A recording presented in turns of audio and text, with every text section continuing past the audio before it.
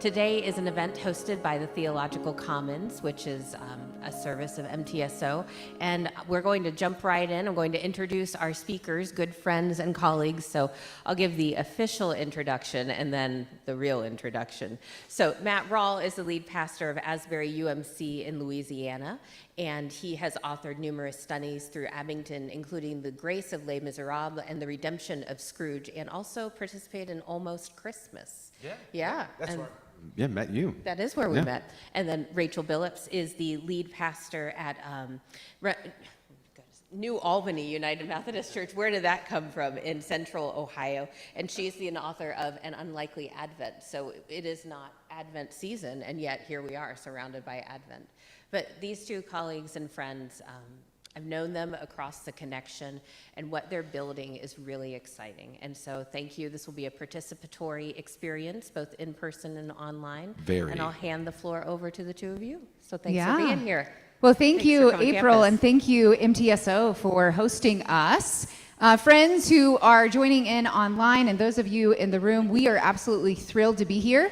And there are so many things that I want to say. This morning, when I got up really early, because, you know, sometimes when you have to do one of these things, the Holy Spirit just wakes you up. And I got up this morning, and I was reminded of a particular experience that I had during COVID. Now, how many of you were clergy during COVID? Online, just put a thumbs up, like many of you were clergy during COVID. And those of you working for church staffs as well, you know, you had to really change a lot. I mean, it was moving and changing, and every other day you were trying to figure out what you were supposed to do. And at the time, I was the senior pastor at Ginghamsburg Church, and we were known as people who loved to change. We were change agents. And yet, at the same time, there were things that my team was saying, hey, Pastor Rachel, what if we began to explore this thing called the metaverse? Or why aren't we on Discord? Or maybe we should engage with a 360 camera. And let me say, we were doing all kinds of really exciting things, but I didn't want to do one more daggone exciting thing. Anybody with me in that moment? So I was just kind of like this. Anytime you feel like you're really close-fisted about a few things. The person who was really advocating for this was a guy named Dan Bracken. Dan is still the communication director at Ginghamsburg.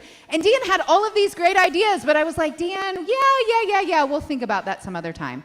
Well, sometimes, as the Holy Spirit tends to do, you get your mind changed. Your mind changes about technology and these kinds of things. So I got invited to Texas through the Texas Methodist Foundation to something called digital discipleship. Now, let me be honest, true confession. I'm not a tech geek. Like, I have an iPhone and that's good enough. So anyhow, I went to this digital discipleship thing and my eyes were opened to all the possibilities where we could utilize technology to connect real-life people to real-life people. And that's what I was all about, actually connecting real-life people to real-life people. And so then I had to, like, eat crow and go back to Dan Bracken and say, oh my God, you're right, right? Dan, you are right. You are absolutely right. And so I went from this to this. And that's exactly what I want for all of us, those of us here in the room and those participating online. If you have ideas about technology or the future of the church and it feels like this and I can't do one more thing, today I want us just to comprehensively together go like this. So let's just practice for a moment. Put your fists together, all that frustration that you've had for the last 4 years or more, and then just let it go. Just let it go. We're going to be curious today. Keep curious. Say that with me. Keep curious. Oh, you guys are fantastic. You are fantastic. So let me talk for a minute about what this isn't, what Matt and I are here to do. This is not a lecture. We're not going to spend the next 2.5 hours. That's how much time we have together. 2.5 hours talking about just talking. That's not what this is about. And it's not a presentation from experts. We're not experts. I just told you, I'm not exactly the biggest technology guru. What this actually is this is a prototype from practitioners. I mean, and this is not going to be how to ethically maximize AI for preaching. Although if you want to ask us a few we could talk pointers, about that we later, could talk but it's about not that a later, how-to right? guide today. So let me talk about what this really is. This is a conversation. Today we're going to have a conversation together. We're going to have a conversation, and it's going to be an immersion experience into curiosity.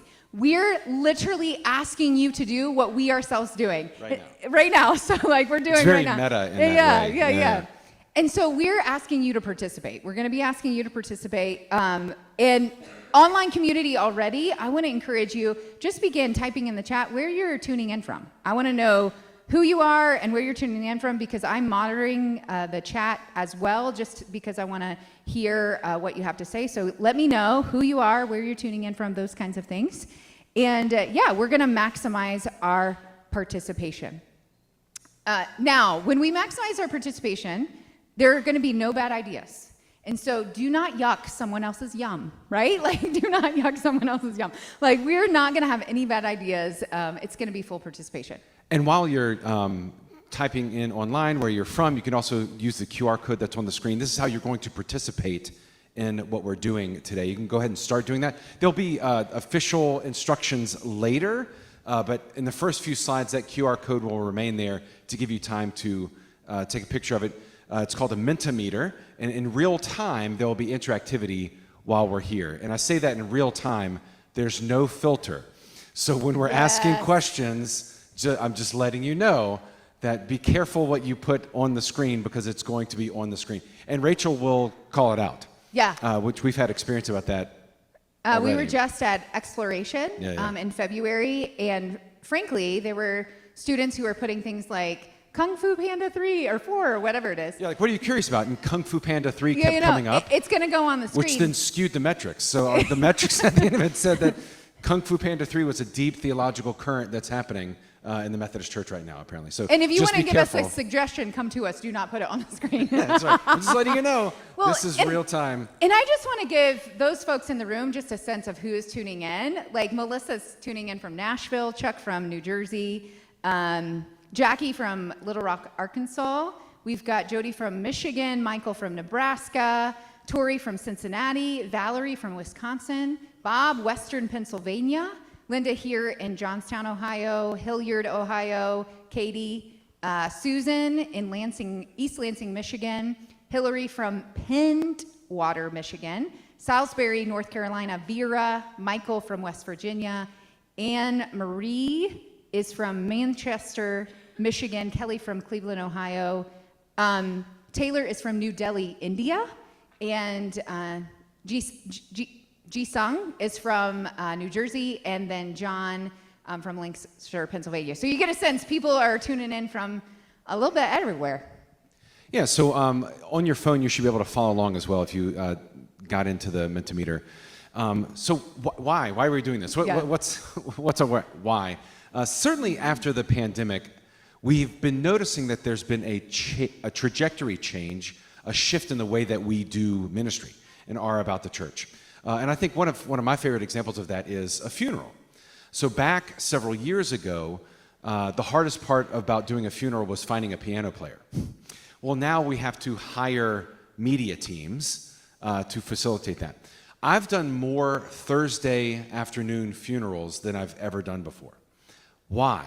Before the pandemic and before technology was we were thrust into this, at least in my context, and I'm only speaking for my context, funerals were typically Saturday morning at 10. And it was like the very end thing that a family would do. We had to wait for people to come into town for it. We would meet before, lots of things happening, and then the funeral was the grand event at the end. I would not have thought to live stream a funeral 2 years ago. It felt rude. It felt invasive. And in the last 2 years, I've only done 1 or 2 funerals that weren't streamed from our Facebook page or our YouTube. I've done more Thursday afternoon funerals, and it's because we're not having to wait for family to come into town. A lot of folks who are on the West Coast are just tuning in on the live stream. Instead of scrambling to find that piano player, I now need someone to work the computer during the service, right? So our liturgy is shifting. Mm-hmm. We don't have to be technological gurus to understand that, but technology is shifting the way we do church. And today is not about how to live stream, but it is about how to recognize the cultural shift that's happening that is primarily spurred on by the way technology is in our daily lives. And this is shifting in 3 ways. And all of these things are happening at once, probably in everyone's contexts. Industrial age, information age, and augmented age.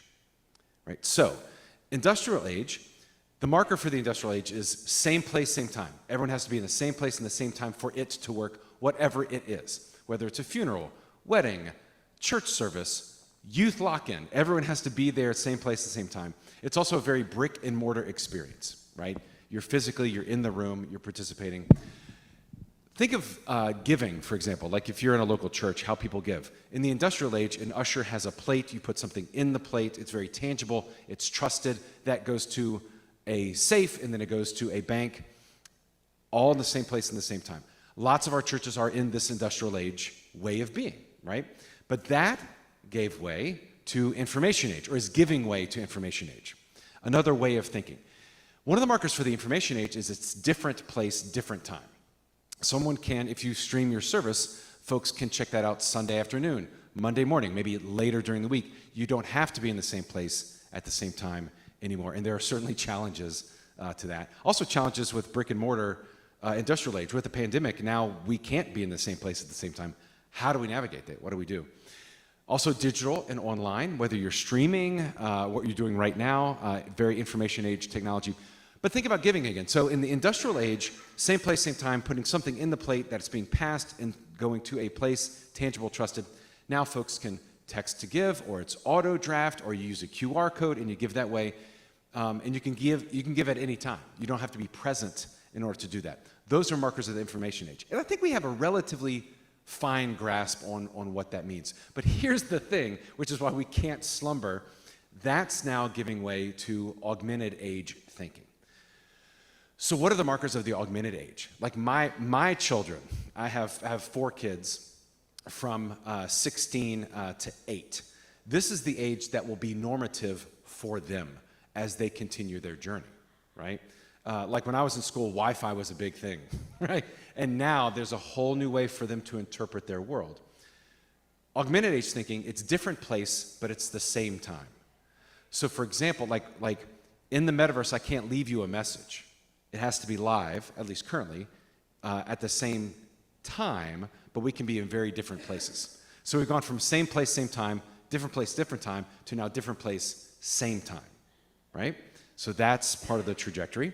Also, the trajectory is changing in terms of how we use the internet. In the information age, we would go to the internet for things, for commerce, for entertainment, to connect with each other. Now the trajectory is changing and the internet is coming to us. Like right now, my Apple Watch is reading my heart rate, and it's going to my app in my phone. I'm not asking it to do that, right? There's automation. The internet is coming to us. Netflix now, it tells me what I want to watch, right? Amazon tells me what I might prefer. So the trajectory is changing. A lot of our evangelism with the churches is moving the internet to people and recognizing that their experience now, my kids especially, the internet is coming to them. And what does that mean in terms of our outreach? And then think about giving. So industrial age, offering plate, same place, same time. Information age, digital, you give online, auto draft, text to give, that kind of thing, tap and go. We have a tap and go kiosk. We'll talk about that in a second. Augmented age, we're not here just yet, but we will be when someone says, hey, can I pay for the mission trip with my interest from Bitcoin? Or even having the capacity to have some kind of digital wallet to even be able to receive that. If you're in an MBA program, you have some kind of investment in digital currency. In 10 years, that will be a revenue stream that the church currently is not equipped even to receive. So what does that mean? Matt, I think it's really important for you to talk a little bit about like the advantage of something like digital currency in the global church, because we have issues like getting resources to certain places in the world. Yeah, for example, we had a sister church in Cuba. It was Pastor Yoandre needed a bicycle. Well, industrial age, I can't deliver a bicycle to Cuba, so that there's a hurdle there. Also, information age, I can't just wire him the money. Like that gets sticky and tricky. I can't mail him a bicycle. I can't. But what if we had a missional digital currency that I could give to him independent of whether the United States is getting along with Cuba, vice versa, where we can still be in mission regardless of what's going on in the world. So there's some interesting benefit, and there's a cost too, right? There's a whole nother cost. That's a whole nother lecture of the environmental cost with, and that's, I think, one of the reasons why I think it's important for us to lean into this. Correct. For example, Google last year used 50% more water than they had in the year before to cool their equipment for AI and some of the things that they're doing. So there is a calling for the church to get involved. We might not be experts on Bitcoin, but we can at least say like, hey, oh, and this is the thing with Google. It says that in their report, 82% of the water they used was from places where water is not a problem or an issue. Well, what's the other verse of that? Yeah. Is that, yeah, there's places in the world, like there's 12% places where 18%. water, 18%. I was a music major, so I can count to 4 over and over and over again. That's the extent of my math. 18%, they're using water in places where water is scarce, right? So as a church and as a community of faith, it is important for us not to be experts at AI, but also to be prophets and to say, like, these can be useful tools, and we use where's that. the justice? What Right. are we talking about? How can we bring, we bring an ethic to technology, so how do we engage in technology and engage with these corporations? We're, those of you who are in this room, or maybe you're even tuned in online, I see several of you are local to what's happening in this community. I happen to be the senior pastor at New Albany United Methodist Church. New Albany is that place, Johnstown, Newark, all of that area where Intel is putting their $20 billion chip plant. And talk to some local farmers, talk to some locals about the kind of what they're seeing, particularly in the land that's happening there. And so we have to really ask ourselves some really tough questions. I mean, there's a lot of opportunity with the advancement of technology, but at what cost? Right, and that's kind of the yes and, we're going to talk about this, of being a yes and person. Yes, these are cool tools, and what's the cost of these tools? How do we use them? Can't just utilize these tools without thinking about it or praying about it or asking ourselves, just because we could doesn't mean we should. So it's really important for us to With great engage in power that way. comes great responsibility. Yeah. What I learned from Spider-Man. It's fine. Marvel has some bangers. Marvel, like, with great power comes great responsibility. What is grief if not love enduring? Or what the quote from WandaVision. Yeah. Like, Marvel, there's some legit. We're not talking about Marvel today, but Anyhow. there's some legit. So why does this matter? Our liturgy is shifting and things are changing, and we both need to adopt and also be curious about what these things mean. So one thing that we're building, it's called the Hub for Innovation, which gives us an excuse to do things like we're doing right now. It gives us an excuse to kind of lean into our own curiosity.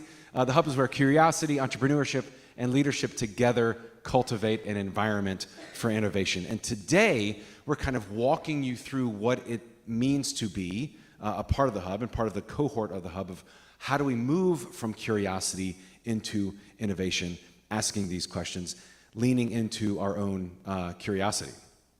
So, yeah, so we do, if you haven't yet already, use the QR code to get into the Mentimeter, because now, like, for the rest of our presentation, this is interactive. If you want to, like, it's fine. You don't have to. It's fun. It's a good time. You're going to be bored if you don't. Just do maybe. it. Just do it. Yes. I just want to encourage you all to do it because, well, more than anything, we want to hear from you.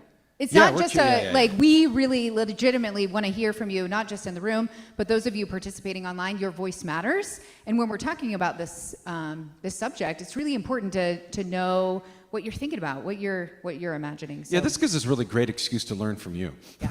That's why, because we're not the experts. We're also participants in curiosity. You can use the QR code. You can also do it manually. Go to menti.com, type in the code, and you should be there. So I do want to test this out, though. Let's go ahead and test this out just to see if it's working, okay? I hear there's a school near here that had some kind of football game. I graduated from LSU, so I don't know what school had this fancy spring game televised on Fox Sports. Yeah, first one. Yeah. I think it was A lot of Ohio. people went with 80,000 Michigan? of their friends. Was it, No. was it, anyway, so OH. did you watch the spring game? That's right. Did you not watch the spring game or go blue? Those are the three. They're just options. You can pick whatever one you want. Yeah, just if you watched it. That could be in person. You could be in person, you could watch it online. Did you watch? Did you go? Attend? Oh, Yeah, nice. Heck yeah. Heck yeah. Cool. Only one There was go like, blue. what is it, Come on. 80,000 people? at the 80,000 game? people this year. I think impressive. the record is like 105. That's impressive for a game that spring doesn't matter. Yeah. No, I have to say, my husband watched the whole thing and he said, "Ooh, it was kind of boring." Oh yeah, that's true. He's the same. He's a football coach and loves OSU, so Yeah. Good. Okay, so we got a handle on how to use this. Okay, cool. Here's another question. So, what is your favorite springtime activity? And this is different. Last you saw a bar graph. This should not be that. We should get a narrative that pops up on the screen. Yeah, good. It's going to create a word cloud. Gardening. Good. Disc golf. Nice. There. Now we're cooking. Yeah. Here we go.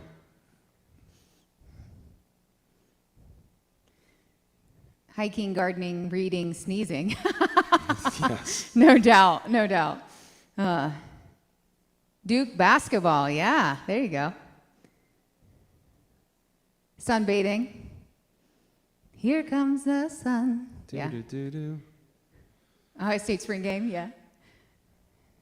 Good. So you see what's happening. Geocaching. That's really interesting. That is fun. I've always wanted to do that. Fire pit. Yes. Someone after my own heart. Oh, I love to burn things. Kung Fu Panda. Seriously. Softball. I know. You know that was coming. Yeah. You knew that was coming. For sure. This is also a warning, right? Because you're seeing like this is happening in real time. So like Yeah. whatever you put on the screen, there's we're gonna see we it. are the Walking filters, the and we're also dog. presenting. Love it. So Fantastic. So you get I love that you all are participating, those of you online and them also in the room. And that's great. Linda Hughes put walking. That's another option if you're participating online. If you're like, I can't quite figure out this Mentimeter piece, just put it in the chat because I'll be monitoring that as well. So that's fantastic. all right, Yeah. moving on. So in terms of curiosity, in your context, this is where we're going to start building what it means to be curious and to lean into curiosity. In your context, student, church, unchurched, whatever, what would you like to see more of in terms of faith community? What if there was more beer and hymns? What if there was more missional outreach in our neighborhood? What are you hoping there would be more of in your context? This is also going to create a word cloud for us, your responses. I'm interested. And recognize this could be something that just needs improved. It could be a solution to a real problem that you see in your community, in the world, beyond, whatever that looks like. Or something that's totally missing. You're like, it doesn't even exist. We need more of this. We need more of this. Connection. Great. Formation, mentoring, discipleship, community, outreach. Music, food. I believe the single I believe in all of those things. greatest Yes. tool for discipleship is food. Oh, these are great. Now they're getting smaller on these screens, so I got to look at my own screen. Right. Young families, youth, interaction, adventure, hands-on mission, understanding, fun, inclusion. These are fantastic. Transparency. Anybody in the room put transparency? Anybody in the room put transparency? Someone online put transparency in there? I mean, I'm not trying to call anybody out. Remember, this is going to be interactive. Yeah, don't now not be transparent with your answer. That would be. Yeah, if you're in the failure. chat, if you're in the chat and you put transparency, why don't you give me a why? Why you put transparency? Anybody in the room willing to say something they put on the screen out loud? Yeah. Transparency. Yeah. Livelier music. Livelier so I'm coming music, to you. Yeah. Why don't you introduce yourself? Tell us where you're from. Like, what?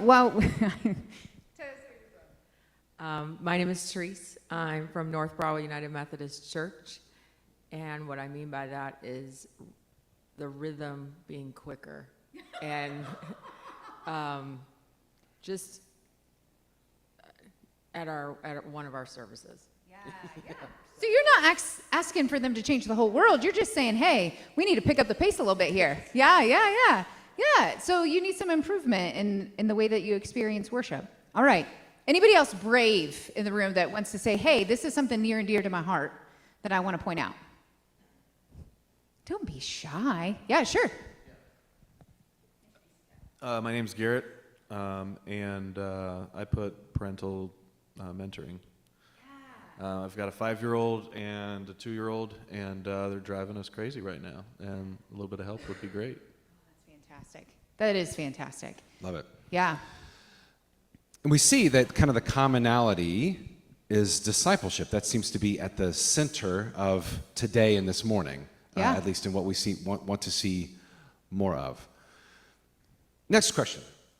Okay, the things that we've seen that we want to see more of, what opportunities in that do you see? So, for example, we want music to be faster. What's an opportunity there? Maybe we need to gather more musicians. Maybe I need to have a difficult discussion with the organist. So what are the opportunities that need now presents to you? Sometimes we call opportunities obstacles.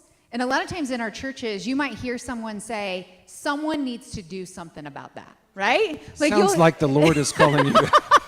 Right? So if you've ever heard yourself or anyone else say, someone needs to do something about that, you're on track right there. So what is that something, someone needs to do something about that? I'll give you a couple of examples in my context. In New Albany, we have about 1,200 middle school students who descend on downtown after school's let out. And you can imagine that makes Starbucks very happy, right? They're really thrilled, all the local businesses. And so the challenge was all of these teenagers needed some place to be. So a group of churches got together called Interfaith New Albany, not just churches, but the Jewish temple as well. And we got together and we said we wanted to create a safe space for students. Something that's a problem, that's an obstacle, that's an opportunity. And so how do we do that?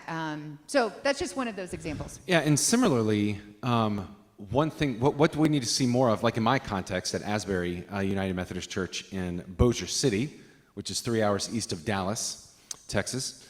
Yes. We were having an issue with loose plate offering. Does anyone else have an issue with offering? Yeah, cool.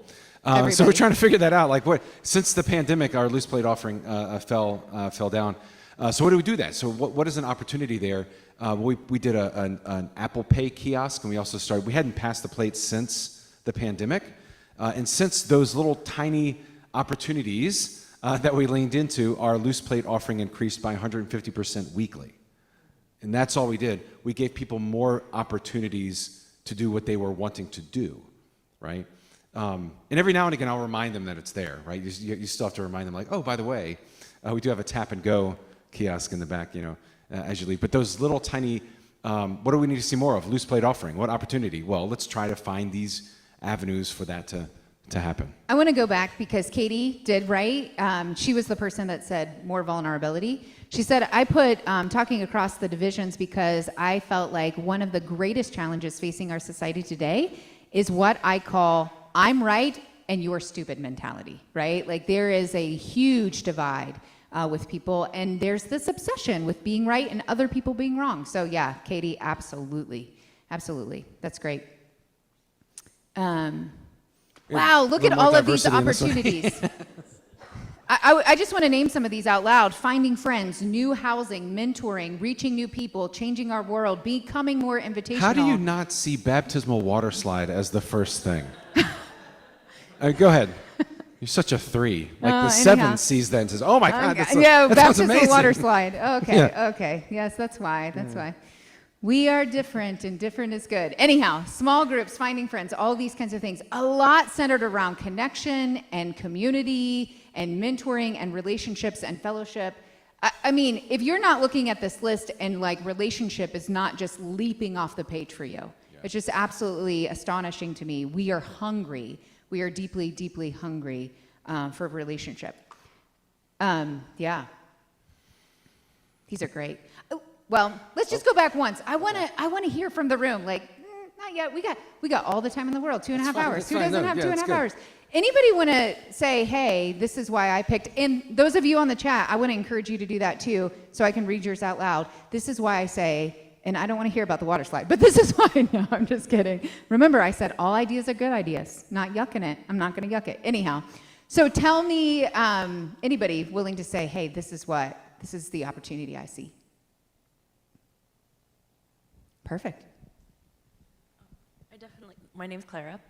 I definitely resonate with the relationship piece. I think particularly post-pandemic, a lot of people are missing that. Connections, relationships. I mean, talk about all of the reaching new people and trying to get younger people. I think all of that is related to how do we build relationship and how do we build connection and how do we facilitate that. I love it. I absolutely love it. Thank you. Anybody else want to share something that's just like burning on your heart? I see this opportunity. Eventually, you'll get voluntold. Lindsay.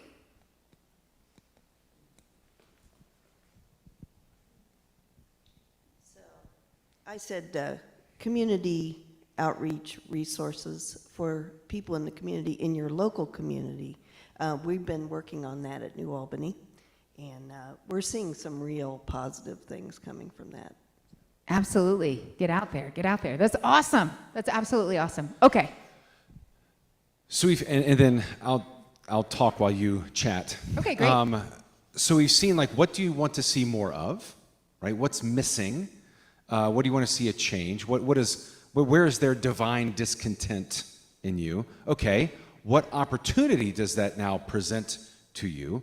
And we are not, we don't need another hero. We don't need singular people, we need communities. So who needs to know about this? What community do we need to push out to? Interested, yeah. Yeah, go ahead.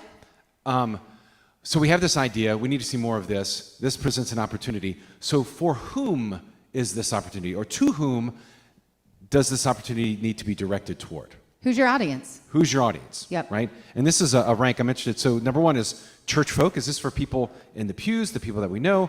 Is this for church leadership? Maybe annual conferences or cabinets. Or even need to know pastors. about this. Or pastors. Or church leaders. Maybe it's in the home. Maybe it's families. Maybe it's those who have been burned by the church is our primary focus. Or maybe folks in the margins who have no idea of what this lifestyle or following Jesus is about. Who is that audience for you in the thing that you're thinking about, the thing that's missing, the thing where you find opportunity? Who needs to know about this? Who are you trying to find?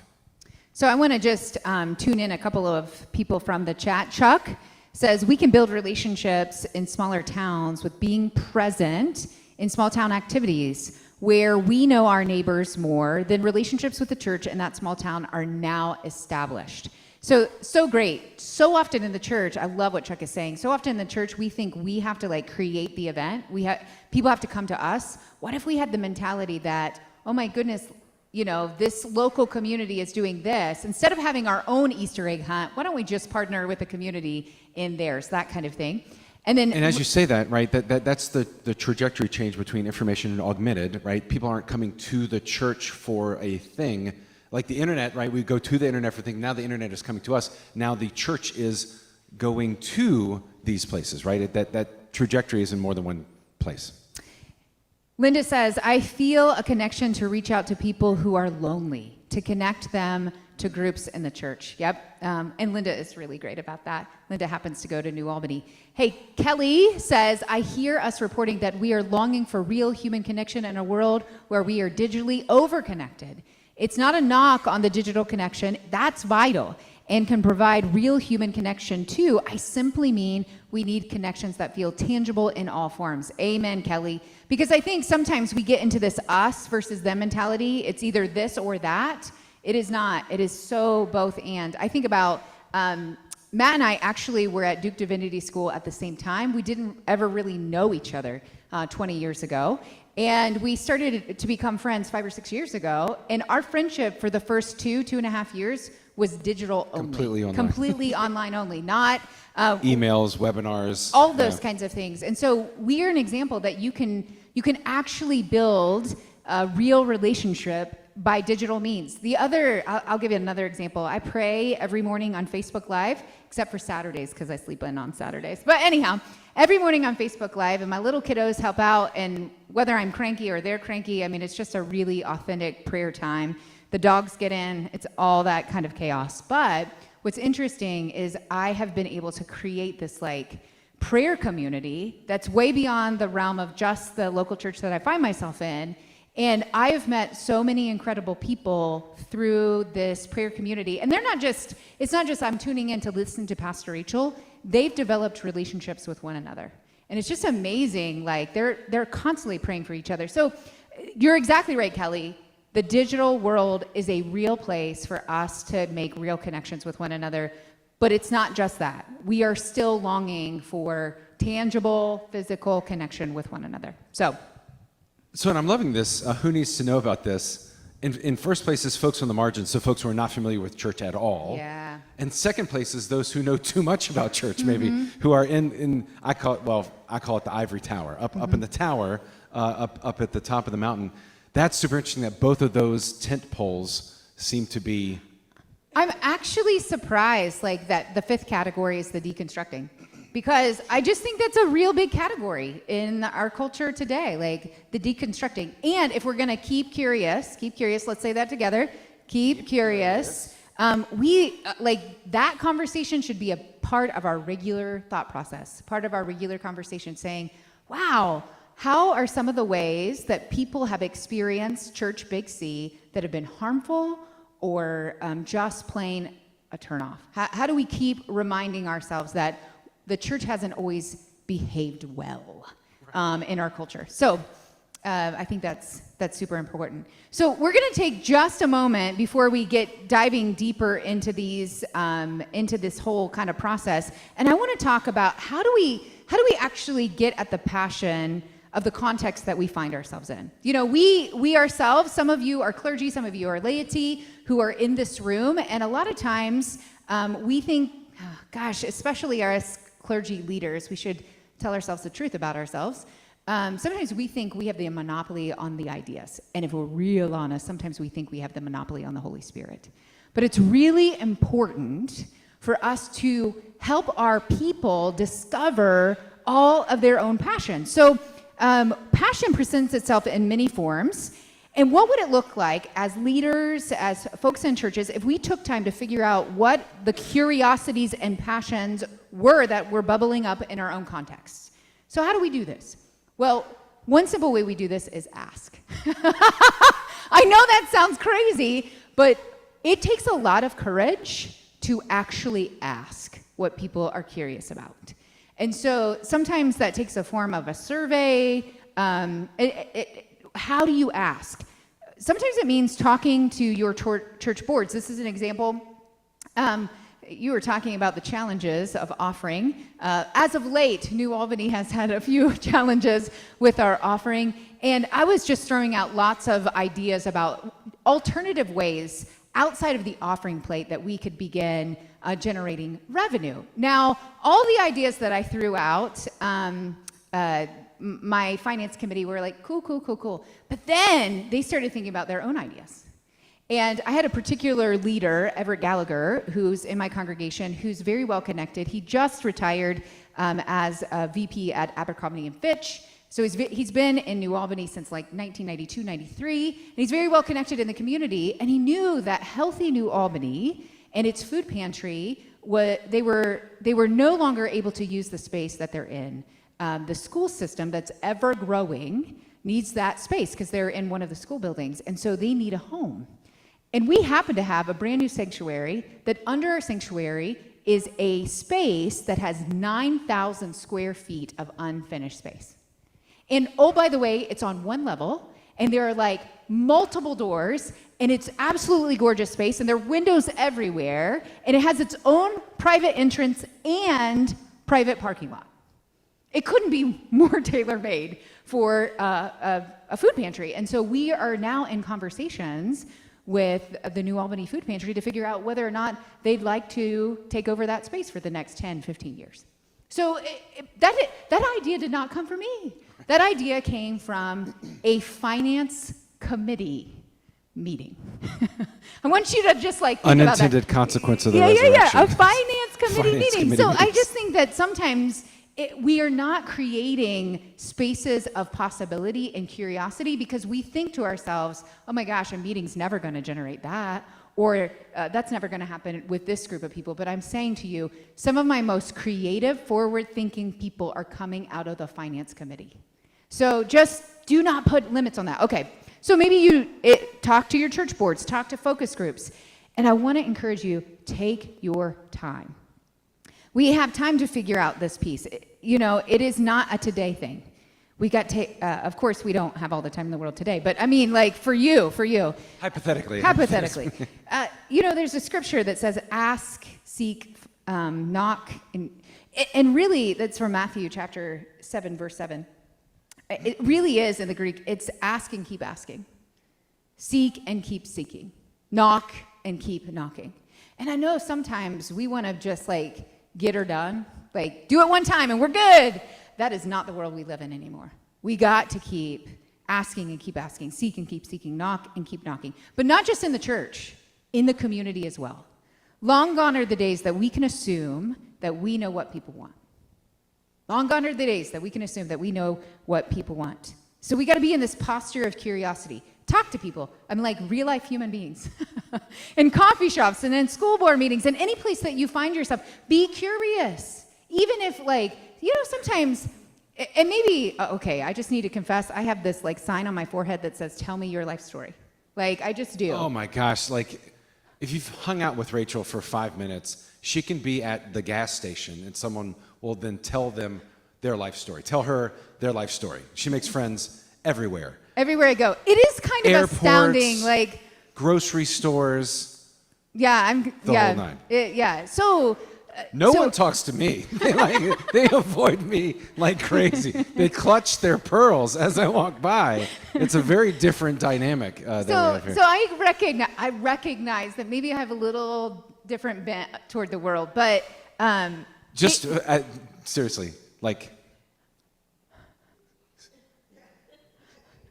Just notice the difference in the way that we, Yeah, well. East Germany modernism, and life. That's kind of the two. It's great. And so let me just really say, so I recognize that maybe I have a unique personality, but I just don't think I'm alone.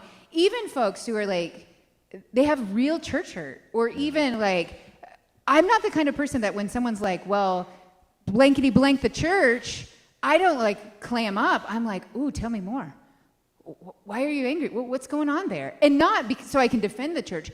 No, so I can be open to this person's story. And it's just amazing when we just don't take ourselves so seriously and we don't get our feelings hurt or bent out of shape because people say some really hard things, because they have every right to say some really hard things about the church. But we just keep asking really, really good questions and listening well. I cannot emphasize listening well to the people around us. Well, curiosity is an act of humility. Yeah. Right? Truly listening and to be genuinely curious about who someone is, what they're doing, what they're struggling with is an act of humility, right? I love it when Jesus, this is Luke chapter 6, and he gathers with the disciples, and it's the Sermon on the Plain, and it says that he looked up at the crowd. And the only way you can look up at the crowd is if you're already in a posture of humility. Yeah. Right? He looked up at them and said, and revealed to them the beauty of the kingdom. Yeah. And I also think we have tools in our toolbox like Mission Insight. Again, this is data.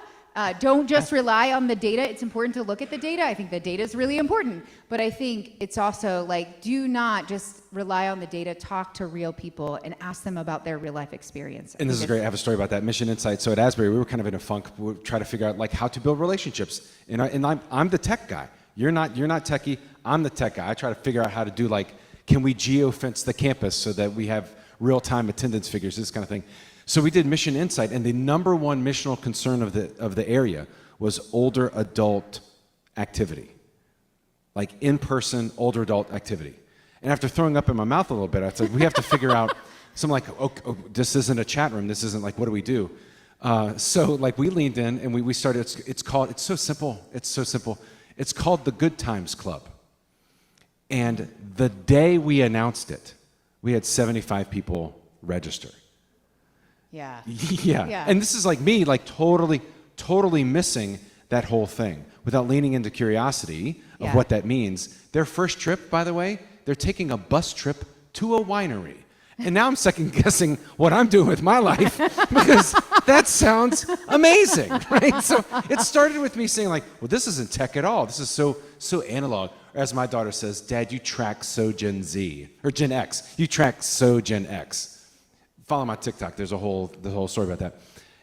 I didn't know what to do with this until you lean in and say, okay, what does this look like? And now we have 75. They're taking a bus trip, y'all. They're taking a bus trip to a winery. And it's a great way for them to connect. It's been fantastic. Yeah. I want to read what Susan said. We just had a ministry mission fair because we have a group of new people at our church, including the pastor. During the coffee hour, we had displays and leaders there to share what we do and how we do get connected. In case there was a ministry waiting to be started, also asked everyone their gifts, their passions, their talents during the church service. They wrote them down and posted them so we could see what themes God was showing up in our people. It was a fun way to connect and a fun way to look forward where God might be calling us. Oh, I love that. They actually displayed all of the gifts that were in the room. That's really, really cool. Thank you for sharing, Susan. All right, so what we're asking everybody to do really in all of our context is to cultivate this culture of curiosity. A curiosity that says yes and. Just the other day, sometimes I find myself in situations where I just kind of experience a Holy Spirit download. Anybody ever experienced a Holy Spirit download? So I was listening to some worship music and I just had to start writing. And one of the things I felt the Spirit prompting me about was Rachel, in all of your interactions with your church leaders, everything should really be yes and. Now, I'm not saying I shouldn't have boundaries. I'm not saying with my time or my person or anything like that. I'm just saying that too often my posture is, but wait, or about that, because I may not think that it's a great idea, or I might not quite see how that's really going to flow into the vision that we've created for the church. But instead, what if I had a posture of curiosity that said yes and it sounds like this. Tell me more about that. Mm-hmm. Oh, that sounds very interesting. What do you mean when you say? You see how different that is than, but wait. Or I'm not sure about that. So just that kind of curiosity. Tell me more about that. Now, here's what we're going to do today. I wish we could do this with someone we have quite the crowd who's here online, but we're going to have to pick someone in the room. I want us to go back to those opportunities that we said. Did you look at those opportunities? Yeah, so I wrote down 4 of them that we've been talking about. We're actually going to workshop one of them today. Okay, yep. We're going to walk through what this looks like. Kind of the 4 that I was hearing in the room. There are 4. On the screen it says 3. So what you're going to do is you're going to pick, I have to pick 3. Real time. Okay, pick 3. Vulnerability will be opportunity number 1. I've heard that. Mentorship is opportunity number 2. And relationships is opportunity number 3. So vulnerability is opportunity number 1, mentorship opportunity number 2, and relationship opportunity number 3. What do we want to lean into today in real time as we gather? Vulnerability number 1, mentorship number 2, relationship number 3. And you guys get to choose. We don't get to choose. You get to choose. This is great. I always feel like there needs to be commentary. And in third place, opportunity number 1 is coming up, turning around. What a steal! It's second place now.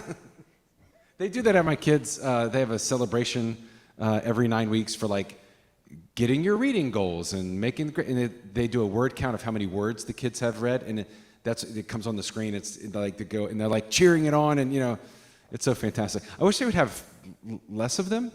It's every 9 weeks. I love it. My son got AB honor roll, and it's great. It's lovely.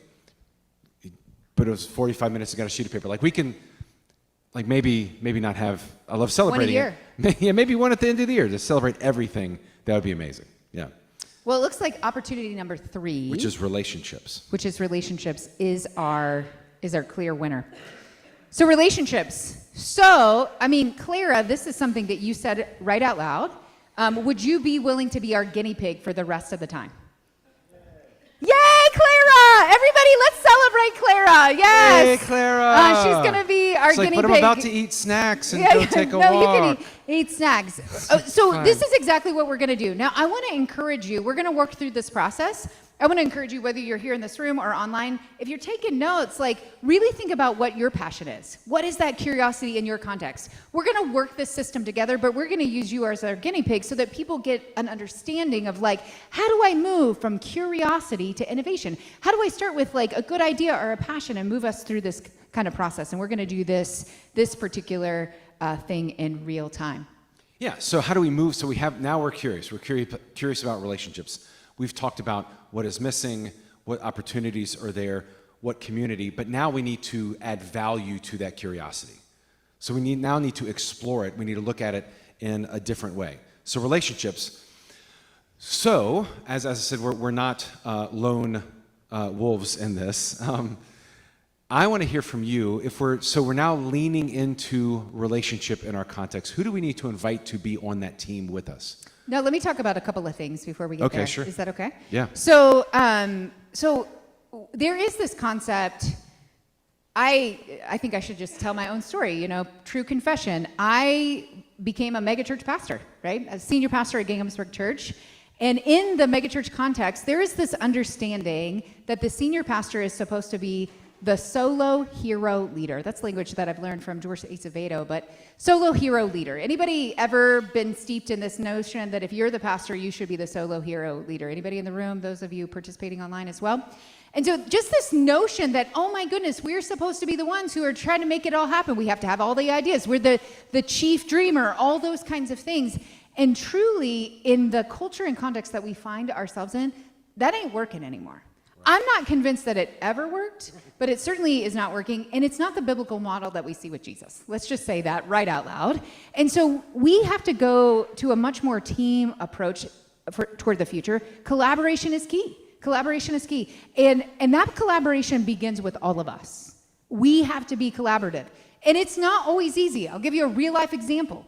So I happened to be preaching in New Jersey at the end of January, and I had this couple who was leaving our church. They moved to South Carolina, and one of our pastors who was preaching for me, his name's Mike Pratt. Mike Pratt is a rock star. He is a retired pastor, and if you're a retired pastor in my congregation, you do not set the bench. Like, we are engaging our retired clergy at just an incredible rate. So he's preaching, and he texts me and says, Pastor Rachel, I'd really love to pray over the Lucketts at the 11 o'clock hour and send them on their way. And my first thought was, but I want to do that, right? I have a deep relationship with these folks. I want to do that. That was my first thought. And I recognized, Rachel, if he doesn't pray over them, they ain't getting prayed over. Get over yourself and let him pray. I mean, this happens to us all the time, where we have to recognize, we are the body of Christ, and we've got to empower all the people around us to live out of their call and giftedness. So this happens to me all the time in real time, because I have some deprogramming that needs to happen in my mind, heart, and spirit, so that my hands and my mouth and my leadership style actually are in congruency with collaboration. So, back to you. Yeah, no, good. Thank you for the context. So you see on the screens, we are not lone wolves. We need a team around us. Collaboration is the future. So who do we need to now put on this team that will be leaning into discovering relationship? So why don't we talk to Clara just a bit? When you're talking about relationships, who do you, when you're thinking about relationships, your passion, your curiosity, who's your target audience?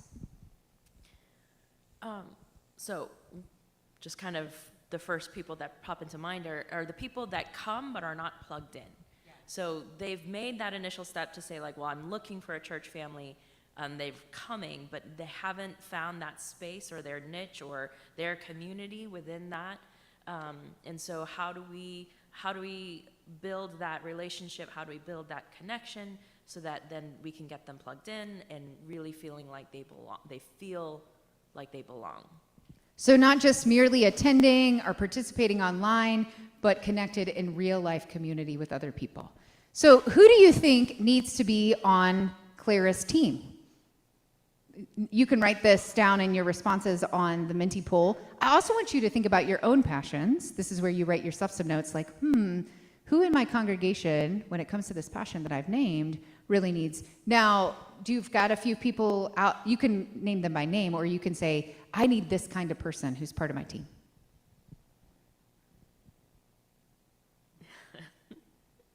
I think one of the characteristics is someone who, not necessarily, it doesn't have to be like a charismatic, outgoing people person, but someone who is just, it might even be someone who's quieter, but is able to observe and say oh, this person has been coming here for a while. I haven't seen them in anything else. So someone who's observant to then be able to make those connections is someone that I first think of. And then the second person that I think of, it would be that energy type that then is just kind of this magnet that pulls everyone together and helps to create that. So other people are saying small group leaders, small group coordinators, community groups, Daniel, people really like you. So when you're thinking about a person in your congregation, you want that connector person, and that connector person doesn't have to have woo, but that connector person really does need to be a good listener and very observant what's happening in the life of the congregation. Can say, hey, I've seen this new couple for the last 3 weeks, and I don't see them anywhere else in the life of the church. How do we get this person connected? And honestly, pastors like Clara, you're doing stuff on Sunday morning. You're not going to always notice this new couple or this new individual who needs plugged in, even though people kind of expect you to. Right? I mean, you're just not necessarily going to notice all of that. You may notice like 5 weeks later when you're like, hey, they're no longer here. But in the moment, it's hard to keep track in your head of who these individual folks are. These are great. Look at people in the community who can make friends quickly, someone who can see gaps and offer solutions, open-minded folks, those who want to see things and move forward, new people, greeters and ushers. How many of you have, like, I guess I don't want you to put your hands up because, like, maybe other people will see make that. sure you're using the facial recognition technology at this part of the... I can imagine, let me say it this way, that in this room and participating online, you got some folks who are ushers and greeters, and I have to commend our ushers and greeters at New Albany. They are some of the friendliest folks. We are a welcoming people. Even my children, I have teenagers who are super skeptical about sometimes church people and their lack of welcome. Love how loving our congregation truly is. And so ushers and greeters do a great job of making people feel super welcome. That has not always been the case in every congregation I've been a part of. Too often in congregations, what happens? Anybody could say out loud, what happens with your ushers and greeters? They talk to each other. Right. Or they only talk to the people they know. You know, like, they're like, oh, hey, Sam, blah, blah, blah. And their face lights up, and then these new people come in, and they're like, here's a bulletin. You know what I mean? Like, so how do we train our ushers and greeters just to embody hospitality and love and welcome? And that's a really good example of kind of what's happening on the screen. So sometimes when we think about building a team to help us with the ministry, we are building our target audience. Mm-hmm. So we're building the people we're trying to reach and not building a team that can reach who we need to find, right? Well, so like with the ushers, we bring all these ushers together and they end up talking to each other. That can happen very quickly with ministry teams. Like we want a bunch of friendly people who find a relationship important. Well, now they've created a covenant group and not a team to like go and find leadership. We cannibalize ourselves in this way a lot in terms of how we build a team. So for example, every year, as a clergy person in the United Methodist Church, I have very few things that I have autonomy over. And one of those is I am the chair of nominations committee, right? Every year I appoint one and only one known antagonist with me on church council, right? Someone I know when I say, hey, relationships are important, we're going to go to this place, the person's going to say, I don't know, do we really want to go there? Right? So someone who, because that keeps me honest and it keeps me thinking about, am I building just a small group around me and my idea, or am I actually building a team to go and do a thing, right? So just be aware that when we're talking about a team, let's not build the covenant group that's going to support my idea, but build a team that will actually move this into the community. Yeah? Does that make sense? Yeah? Good? Yeah. Cool. Okay. Yes. Now, so do you? I just want to say, Melissa says we have 4 ushers who, all of whom are white men in their 80s. That sounds like an opportunity, Melissa. That sounds like an opportunity. Well, I know one demographic in which you'll be very popular. Yeah, right? yeah. You got an opportunity there. Well, and let's just take this for a moment. Yeah. Like, could it be that these ushers in their 80s, if you could help them recognize that they have such a plethora of experience and knowledge of the church, and that their next role is to be mentoring the next generation of ushers and greeters. And so how could you honor their story and their experience, and at the same time help them recognize that part of discipleship is passing the baton? So I think in every situation we find ourselves, in every obstacle, there really is an opportunity for us to say, now how do I, she's like working on it. Yeah, that's fantastic. Yeah, absolutely. But how do we take those obstacles? Because we all got them. How do we take those obstacles and we turn them into opportunities when we keep curious? When curiosity is what leads us. Well, and that's, again, another unintended consequence, having your ushers, they might just get a bus trip together next Thursday to go to a winery. So like there is something positive to be said about that. Okay, so we've talked about the kind of folk we need in this team. What opportunities and obstacles are we going to have to navigate this? And here's a story. So I think it's helpful when we look at something that's curious and we're starting to build a team, we have to look at it from above, we have to look at it from below, we have to see a wide angle lens. So for example, my son, Robert, I have an 8-year-old, all of my kids are very different. My oldest is an Enneagram 4, deep thinker, artist. And then we have the Enneagram 1, her room is never dirty. She's never made a B in her life. And then we have Lady Cecilia, who is in charge. She's an 8. So it's her world, friends. We're just living in it. And then there's Robert, who is the golden retriever of the family. Like, he's just joyful. He's running around. He likes to play fetch, sometimes messes in the living room. Like, all these things happen. So every time we're taking a walk, he loves to throw stuff in the water. It's just like something in his DNA, whether it's a stick or a pebble or a rock. He loves throwing things in the water. Okay, so imagine you're taking a rock and you're putting it in the water. So a couple things you'll see automatically, right? You'll see the ripple effect of that, right? That's kind of the big picture of what is our curious. Where are these ripples going? Where will they end? What will it affect as it goes out? We also have to consider the weight of the thing we're dropping, right? Is this going to cause a big splash? Is it not going to cause a big splash? What is this thing that we're dropping? Do we need the thing that we're dropping? Maybe we should put that in our pocket, right? Also, and this is what folks, I think, forget, you have to look at something from underneath as well, to look up at. What will that rock hit when you're throwing it in the water, right? Is there poor fish who's right under the surface that we can't see? So let's take a look at it from the other angle. As we're being curious and as we're leading this team, let's flip it upside down. In terms of relationship, okay? Let's flip it upside down. They might be, for example, I love this story, Jesus and the healing of the Gerasene demoniac, right? It's the one and only story in Scripture where someone asked to follow Jesus and Jesus said no. Yeah. Why? Right? We're talking about forming teams of relationships. Folks might be finding a great relationship with us in the church at the complete expense of the relationships of their families. Yeah, say that. See? So this is the case where Jesus said, no, your work is actually at home. Does he have a family? Does he have kids? Like, we're repairing that. So as we're looking at opportunities and obstacles, and we'll survey and read in just a second, opportunities and obstacles, we have to turn things upside down. We have to look at it from above, below, wide angle, very specific and minute angle. What are those opportunities with relationship? Because they're on this side of the kingdom, it might look very, very successful, and then outside of the walls of the church, there's some great damage going on, even though it seems very successful in our context. Yeah, these are fantastic. I want to encourage you to keep populating these. Obstacles and opportunities, the busy schedules of young families.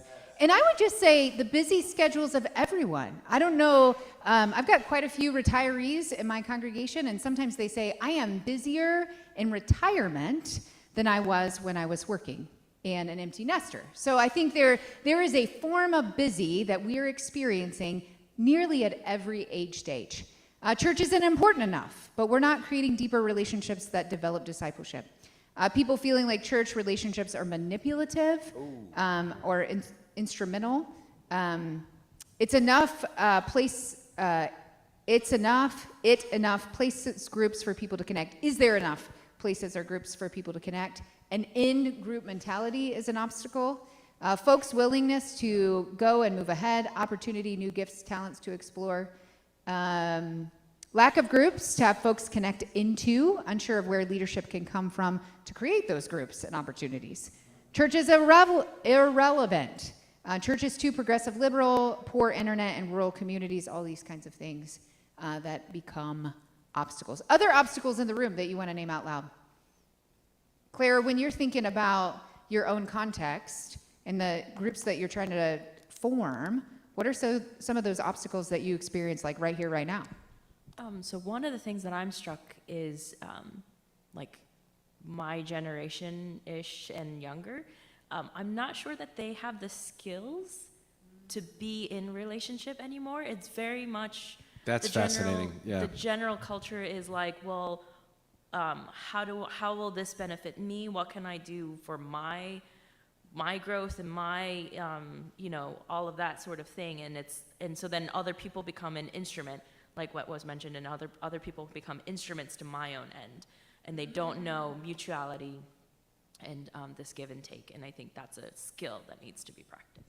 So you said a lot there. You said quite a few things. So let's start with the first part. Like, I don't know if I have the communication skills. I don't know if I have the relationship skills to actually build relationship with another human being. And maybe some of those obstacles are, I'm used to, like, if you go into a room full of teenagers, they're not talking to each other. They're like texting on the phone to one another. They're in the same room with each other. That's not the case everywhere, but there are a lot of teenagers who struggle to have face-to-face communication. And not just with one another, but with multiple age stages of people. Really difficult. So you're naming that reality. You're also naming the reality that we've been taught, like, we need to improve ourselves. So in that, which is not a bad thing. That's not a bad thing.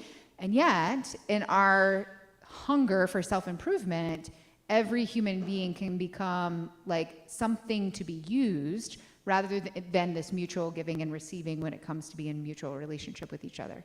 So, wow, that's a lot. That's a lot when it comes to building relationship. Now, I think part of the curiosity that I would have with those opportunities is we have this understanding of what it looks like for people to be in relationship, and that primary container is what we call small group ministry. Is it that small group ministry doesn't work in the same way for the next generation? So what does that look like? And would something be better, would they be better served in real life connection digitally? Would they be better served with face-to-face connection, one-on-one mentorship, where even in that development of that mentorship, we're talking about, look, it's not like this person is better you and this person is less, but it's really like, it is, when we talk about mentorship, it's mentor to mentor, right? Because we both have things to learn from one another, that kind of thing. So we're gonna tether this out together. What do you think? I'm throwing 1,000 ideas at you. Like, what do you think? Is this resonating with you when I'm like, what about this? What about this?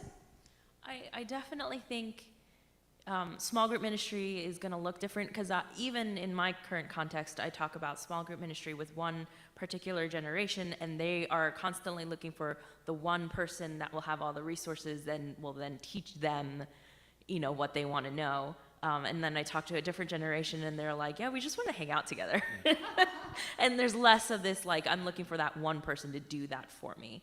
And I think so that's an opportunity to share, how does small group ministry change? What does that look like? How do we, and I'm very curious on how do we create those opportunities where people can just practice, like, communal living, and like we might not be able to share a residence space together, but like working together, playing together,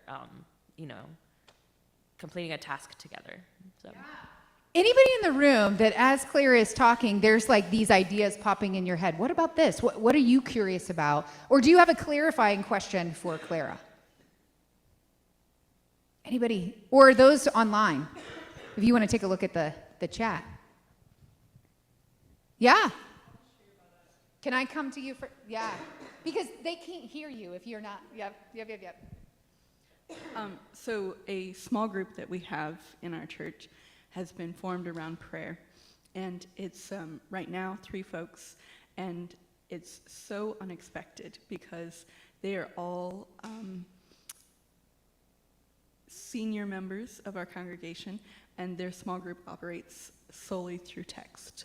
And so it's blown my mind that it has developed in this way. And so I think sometimes the things we least are expecting or looking for have the greatest potential.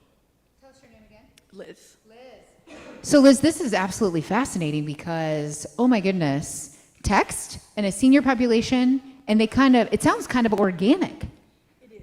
And probably one of the most fascinating things is one of the members is not able to come to the church. She's homebound, and so it's just been wonderful for her to feel engaged with the congregation in that way.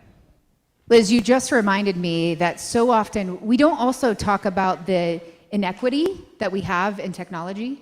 and particularly inequity with a senior population. So many, I remember I had a day where I was talking about, like, we're in the Silicon Valley of the Midwest there in New Albany, and I was talking about the future and innovation in a sermon, and a couple came up to me that live in a nursing home, and they said, you know, Pastor Rachel, we love innovation, except when it really does frustrate people. And she was giving an example of, in that particular nursing home, a kind of assisted living facility, they had decided that all of their, what am I looking for? Their map of all of the activities for the day. There's a word for it that I'm Calendar. Thank you. Their map of all the activities for the day was online only, and they had like to hit a QR code to get it. Can you imagine? I mean, you talk about, like, and my heart just sank. Like, I just thought, how is this even possible? How, we can really, because it's inequity. Like, how can we really talk about, or even places and spaces in that chat? Someone who's in a rural space. I grew up in the Hocking Hills. If you don't live near if you're not hanging out near my parents' house, because we have a Verizon cell phone tower on our farm, you're not getting any cell phone signal, let alone internet, if you're in the hills, in the Hocking Hills. So how do people gain accessibility to some of the things that we're talking about in rural spaces and places? And it's also both and, right? Yes. Like, it doesn't make sense. So, because I get frustrated, because if I'm picking up my kids at school, I have to have a smart app to announce that I'm on campus, right? I can't pick up my own children, and I'm a tech guy, and I'm still like, why can't I just, like, put the thing in the visor and just, like, I have to get on my phone and do the thing. But understand, with industrial information augmented, so industrial is incarnation. You are with people, and that is a value of yours. With information, it is connection. I don't have to be in the same room at the same time as you, but I want to be connected to you. And then with augmented, there's a lot of automation written into our relationships. A lot of decisions I don't have to make. So someone who with augmented, they don't mind having a group that meets every Tuesday at 10. There's some automation to that. They don't have to think about that. They don't have to work that into their schedule. So it's not just technology, it is what you value, right? And how you are in community. So Clara, back to you. I'm thinking, oh.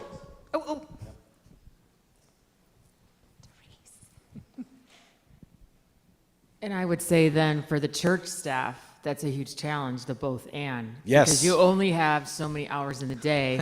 Yes. And I'm constantly thinking about the people at home that can't get out and the technology they need to connect and how they can't get on the Wi-Fi or see the church service, or do we drop off gifts, or do we continue to do homebound communion?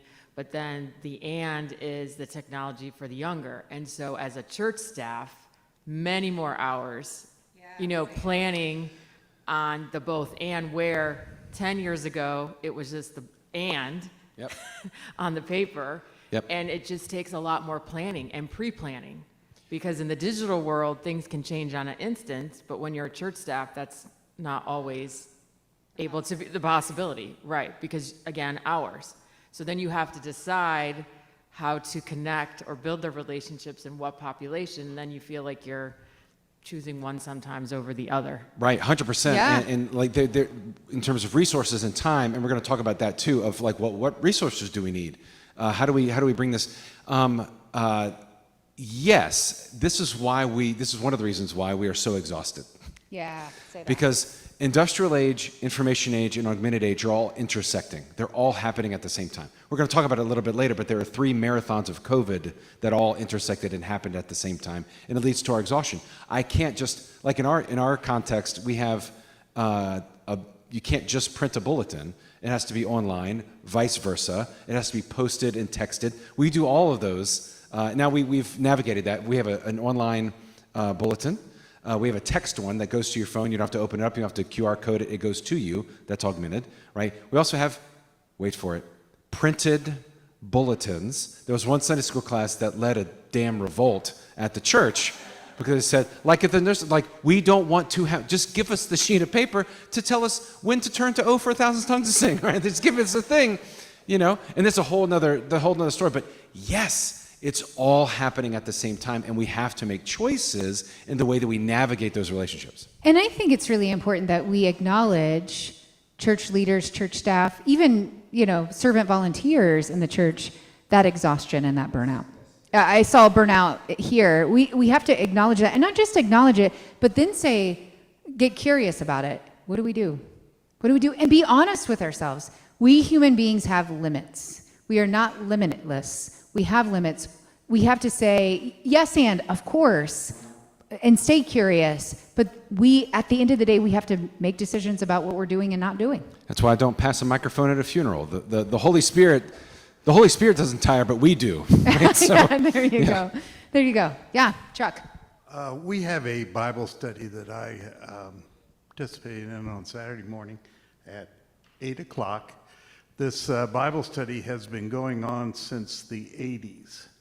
There is a range of people in that group that are, as you were talking about, the 80-year-olds, and we have probably the majority of us are quite a bit south of 80, and then down to 40 and 50-year-olds. And the biggest thing that we've acknowledged is that their ability to contact this group and provide the technology that is necessary for them to interact with us as seamlessly as possible. A lot of times we forget about that it's up to us if we're going to hold the Bible study, it's up to us to provide the technology necessary for everyone who wants to participate in it. And we lose track of that in the fact that, as you've both said, that people forget that an 80-year-old approaches life differently than what a 40-year-old does. Or a 25-year-old. Or especially that. We don't have any of those in my group. But so I've spent a lot of time in running this group in providing wide ranges of abilities to contact us so that we can be proficient on our hour and a half that we meet every Saturday morning. And it sounds like this is digital. It's all digital. Everything, we're online. That was the biggest step that we took away from meeting in person to now meeting. We extend from Columbus to South Carolina. We extend, Stony Brook was the origination of this place. Now I've taken it to New Albany and now to and with our friend leaving that you talked about earlier, down to South Carolina. So we have very, very wide participation in what we're doing. And we've practiced that people without the horror of not the internet have been very successful in being able to utilize those. And we have to keep that in the back of our minds at all time. How are we going to communicate with people? Yeah. How do we go to people to bring them the message? I love that. And I love that you're saying, hey, we had obstacles, and instead of saying, well, you figured it out, we became partners in helping those 80-year-olds really be able to communicate with us in Bible study and communicate well. That's fantastic. So I want us, this has been a great conversation, but a little bit of a detour, if you will, from our conversation with Clara about these small groups of people, and particularly this next generation of people, and the obstacles that we find ourselves in. So let's get back to that particular issue, relationships, people in the church among kind of this next generation. So the next question that we're asking ourselves is, what do you need? What do you actually need? Let's say this is a passion of yours and maybe just part of your responsibility in your particular church setting. What do you need? And I want you guys to give Clara some pointers. What do you think she needs to go from like, I have this passion and I want to connect people from here to there? Now, I want to say right out loud, we are giving you all of these ideas, which is great. But last time I checked, I'm 43 years old and I'm not 25. And so I think it's really important to hear from the actual people in the group. What do they need? And what are they longing for? And how are they really going to make an effort to connect? And what's going to be the thing that sticks when it comes to relationship? So what does Clara need for that particular group? Do we have, is that a Minty poll? It is a Minty poll. You can Okay, put it what do you online. need? What do you need? Well, sometimes what you need is money, right? So if that's a thing, put that on there. What do you need? What do you think? Okay.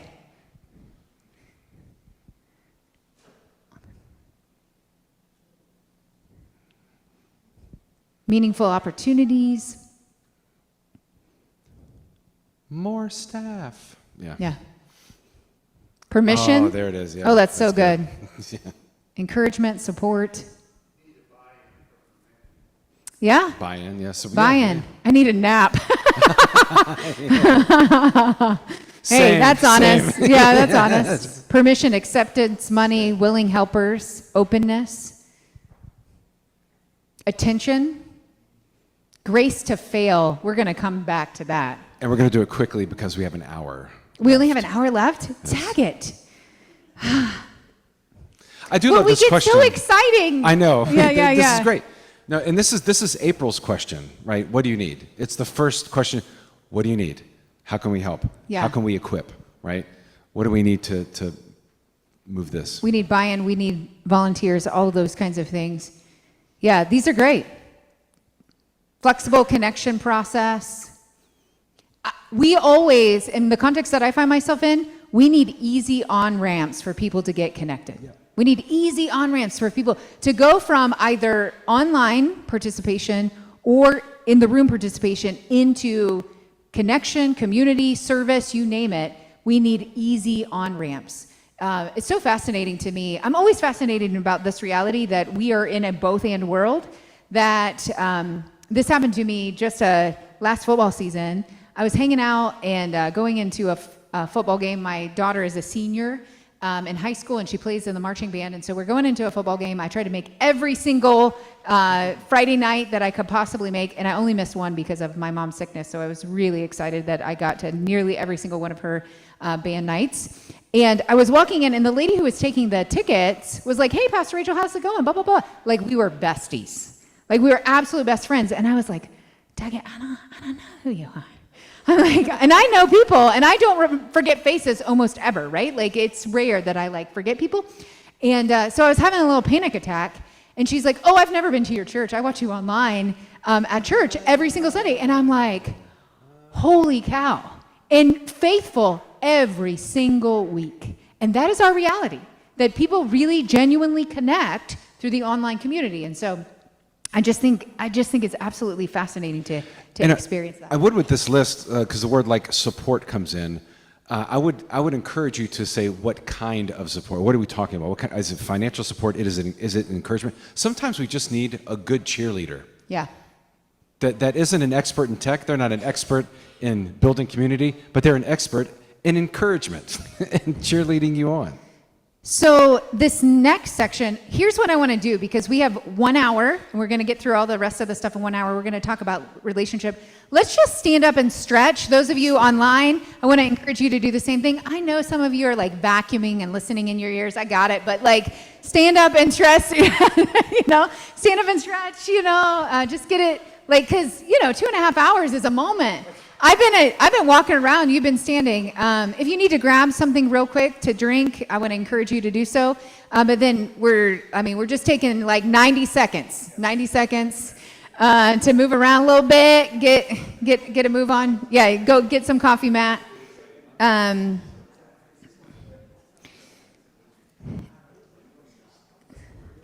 going to give people a little bit of time.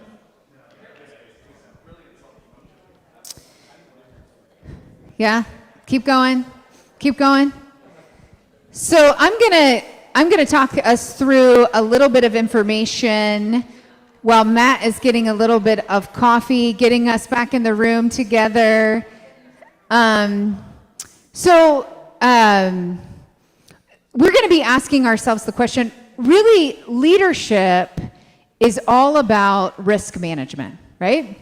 Leadership is, are we really willing to take these risks when it comes to the future of the church? And we're going to ask ourselves a question in a second. Clara, I want you to be thinking, what's my risk? If I don't do this, what's at stake? What's the cost? But let me also recognize there is a cost if you do it. So there's a risk if you do it, and there's a risk if you don't. There are both risks on both sides of these things. So one of the things I've already said is that the future is very collaborative. We need to have a very collaborative mindset for everything, even church to church. I happen to be part of the same circuit ministry that Clara is a part of, and our circuit is beginning to do a lot of really cool and fun things together, and we're becoming a support system for one another, which is absolutely beautiful. Even though it's a little conference mandated, we're doing our thing. We're doing a great job of doing our thing, but I think it's really important for us to look outside of ourselves and say, hey, I can't do this by myself. I need partners. And that's exactly why Matt and I are partnered together for the Hub for Innovation. I wish I could have thought about this like 4 or 5 years ago and said, why don't we, Matt and I happen to have, some influence in the United Methodist Church. We write books, we speak all over the country, we have platforms, and instead of hoarding those platforms for ourselves, why didn't we start utilizing that influence for other people, pouring into new generations? Why aren't we doing this thing? You may not realize it. He's from Bossier City, Louisiana. We live 1,000 miles apart. That's right. Yeah, 1,000 miles apart. We put together this presentation 1,000 miles apart from one another. And so, there are obstacles. There are obstacles to those kinds of things. But we are thinking beyond annual conferences, beyond jurisdictions. We're in different jurisdictions. That's UMC speak for those of you online and in the room who are not United Methodist. And beyond our own platforms, recognizing that what we can accomplish together is far greater than what we can accomplish solo. And what's been really amazing to us is that as we have partnered together, the doors that have been open to us to really explore, like this one, MTSO, have been astonishing. That people really do want to see leaders collaborating, and collaboration really is the future. So we're going to go back to Clara. Clara, if you don't do this, what's at stake? What do you think? Yep. So if I don't do this, I think church will continue to be this consumeristic culture, and people just come to receive and then go home, and that's that. Revolving door. Yep. As people. What's the risk if you do it? The risk if I do it, maybe I'm feeding into clique culture, where I've just created this group that will just kind of stick by themselves. There's always the risk of failure. There's the risk that if it's not done with intention and not done well, then it just kind of falls apart, and people could be hurt. Yeah, say all that. So I want us to recognize there is risk on both sides of this. Right. Sometimes we think, well, everything's going to be wonderful. We should just do this thing. And then we don't think of that other side of it because it's part of the reality. Well, and one of the things you talk about a lot is choose your hard. Yeah. Right? So in our context, as we're rebuilding from COVID, our sanctuary fits 800 people comfortably. That's a tall ask when you're rebuilding 25% in person, 50% in person, this kind of thing.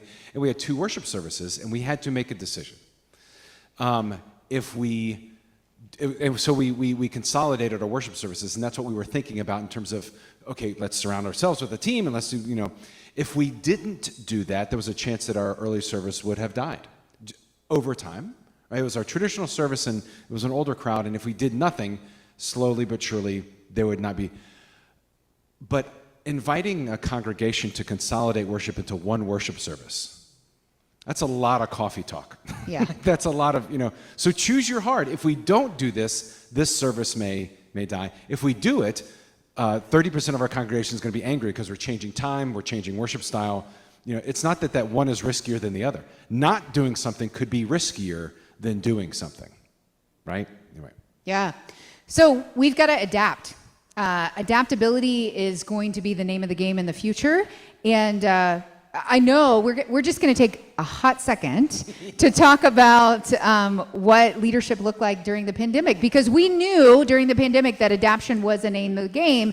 Some of us have slowed down on that, and Matt's going to tell us why. And this really came out of me trying to figure out why I was so exhausted during the pandemic. Why are easy things hard?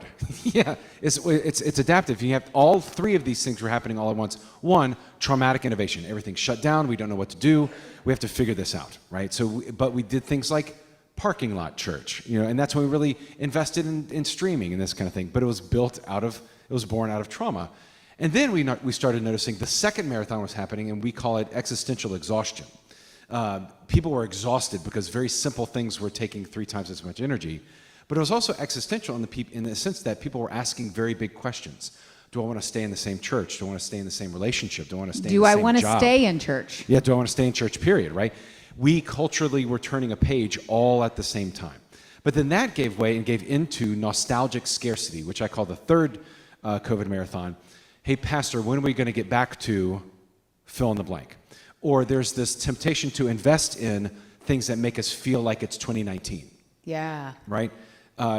Could be presidential elections included, right? So there's this movement to say, I want to feel like it felt before all of this happened, right?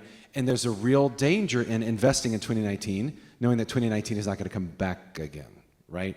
And then now what's happening, there's a fourth-ish COVID marathon that's happening that is exhausting all of us, and it's recovery fatigue. Yeah.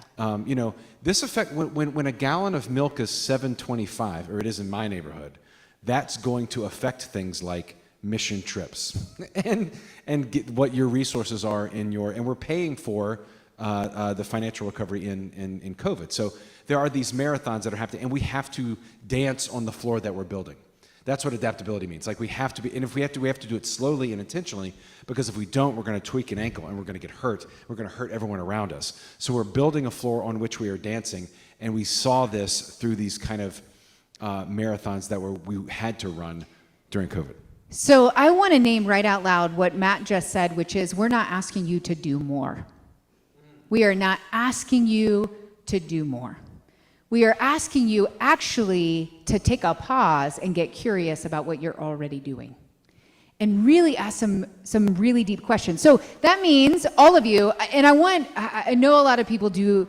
I had people in particular congregations that I served that the moment that I called them a leader, they cringed. I'm not a leader. I'm not a leader. The truth is, if you're listening to this, whether you're here in this room or online, you're a leader. Just suck it up, Buttercup. You're a leader. I mean, you really are a leader. And I just want to talk for a second. We have all of these notions about leadership in the church and beyond. What do you think are characteristics of a great leader? What are characteristics of a great leader? When you think some of the best leaders that you want to follow, maybe your favorite mentor, if you will, if you think about kind of being mentored by a particular person, what were their characteristics? And populate this with all kinds of things that you might want to see.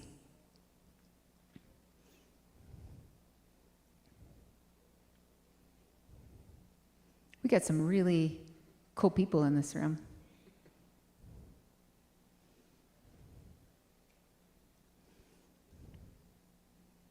Yeah.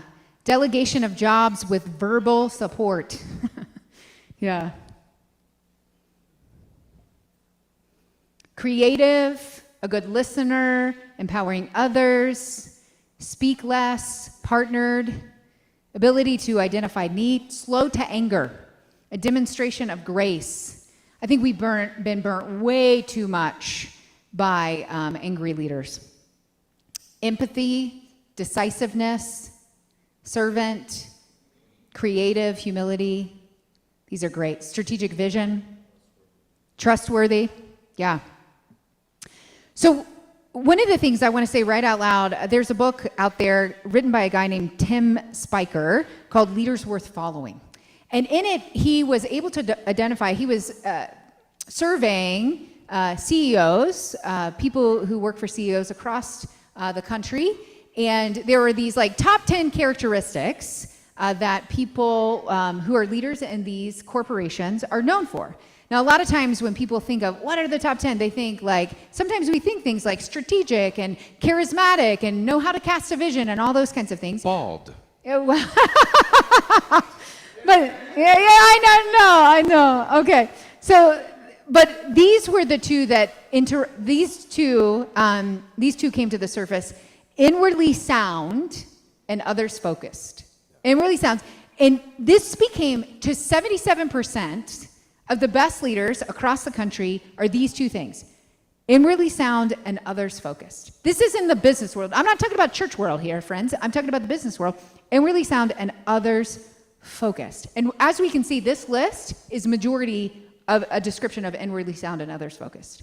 And so why are we spending so much of our time and energy making sure that like our preacher's a good preacher because that person's charismatic or they have a great personality, or, you know, or like even the strategic part, we spend so much time and energy instead of spending time and energy on inwardly sound and others focused. Others focused. Over 3/4 of a predictor of that.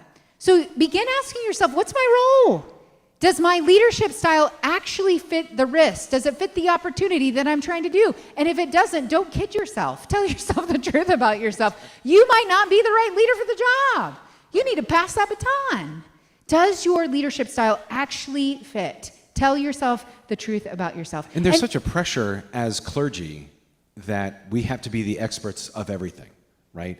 What is our SPR going to think if we're not successful at fill in the blank, even if that's a great need in your community? Part of leadership is knowing when to get out of the way, when to ascend, right? I mean, read the book of Acts. Jesus says, it's up to you now, right? And stop staring at the sky, go and do. And we'll talk about that in a second. But there's a temptation to feel like you have to be the expert in what the church needs, when sometimes that means you have to get out of the way and allow someone else to not be threatened by that too, to not be threatened that someone else is stepping into that position. And I have so many personal examples of me like just getting this wrong. And this is why I love being part of the United Methodist Church, because there's so much grace in this, right? When I first became a senior pastor of a church, I was in Cincinnati, Ohio at a church called Shiloh. And I became the senior pastor there at a whopping like 29 years old.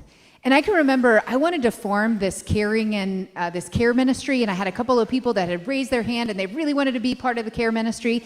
And the first time that I saw a more seasoned lady at the hospital, and you know, I went to her and I prayed with her and I said, "Oh, by the way, your next visit is coming from so-and-so because we're forming this team." And she said, "Absolutely not.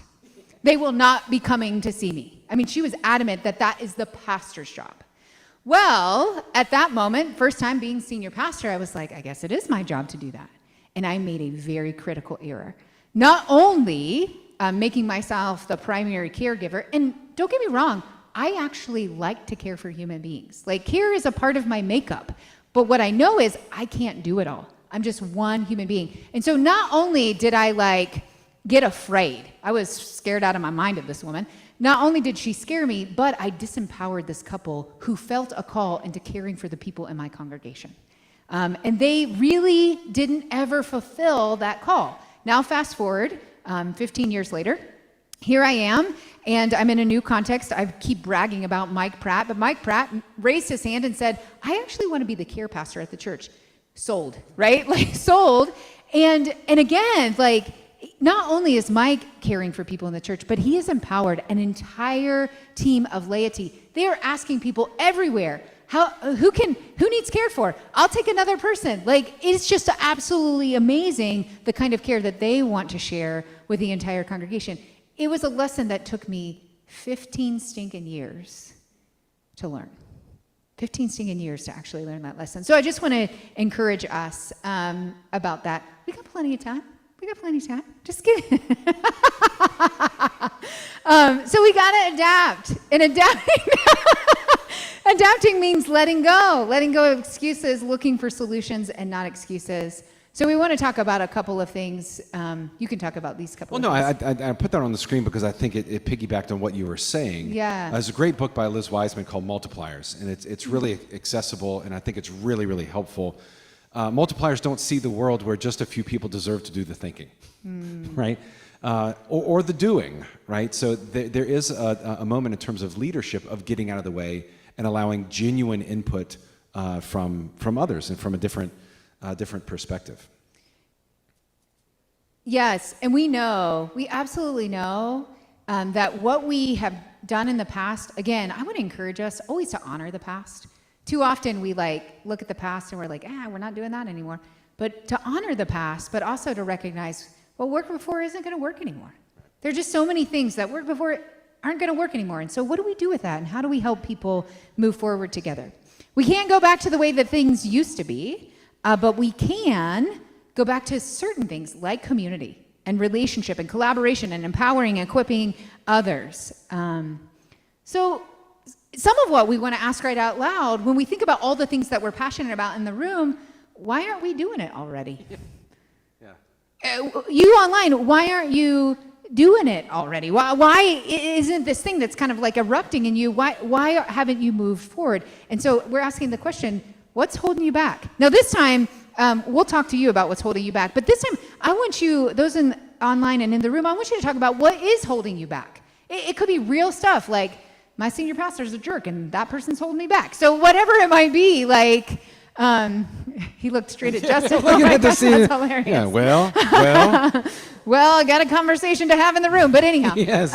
What Can't is wait for that it drive back. that's holding you back? It could be honest. I'm flipping tired. That's what's holding me back. exhausted. So That's what's holding me back. go ahead and pull out your Mentimeter and give us some things of that are really holding you back. Well,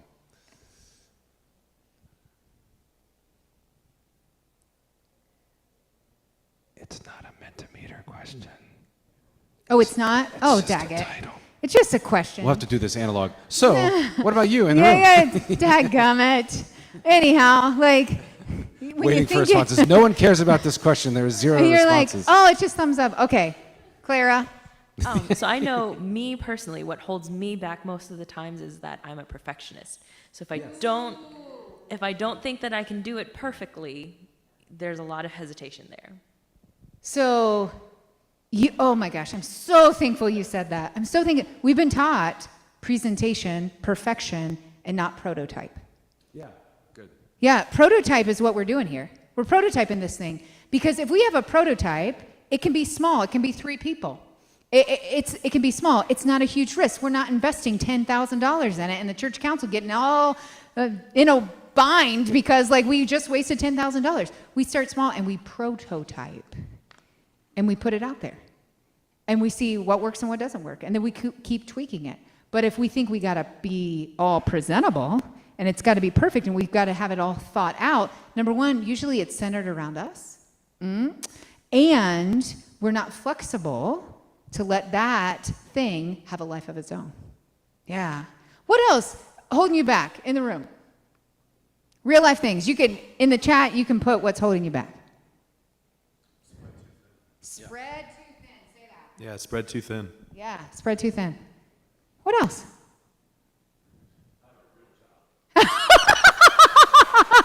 Exactly. I have a real job, right? Funny story. We were talking to Tom Berlin, who's the Bishop of Florida, about the Hub for Innovation, and he's like, "You two have churches of your own? You're a full-time pastor, and you're doing this too?" And I'm like, "Yeah." One of my limitations is time. There are only enough hours in the day, and both of us. That's in the chat. Someone said time. Oh, time. Yeah. Time, location, time, and energy, not knowing where to start, not having the bandwidth to figure it out. Oh my goodness, that's me. I have to know what I'm doing. Yeah, right? Perfection. Linda was talking. She's giving you an amen, Clara. An amen, right?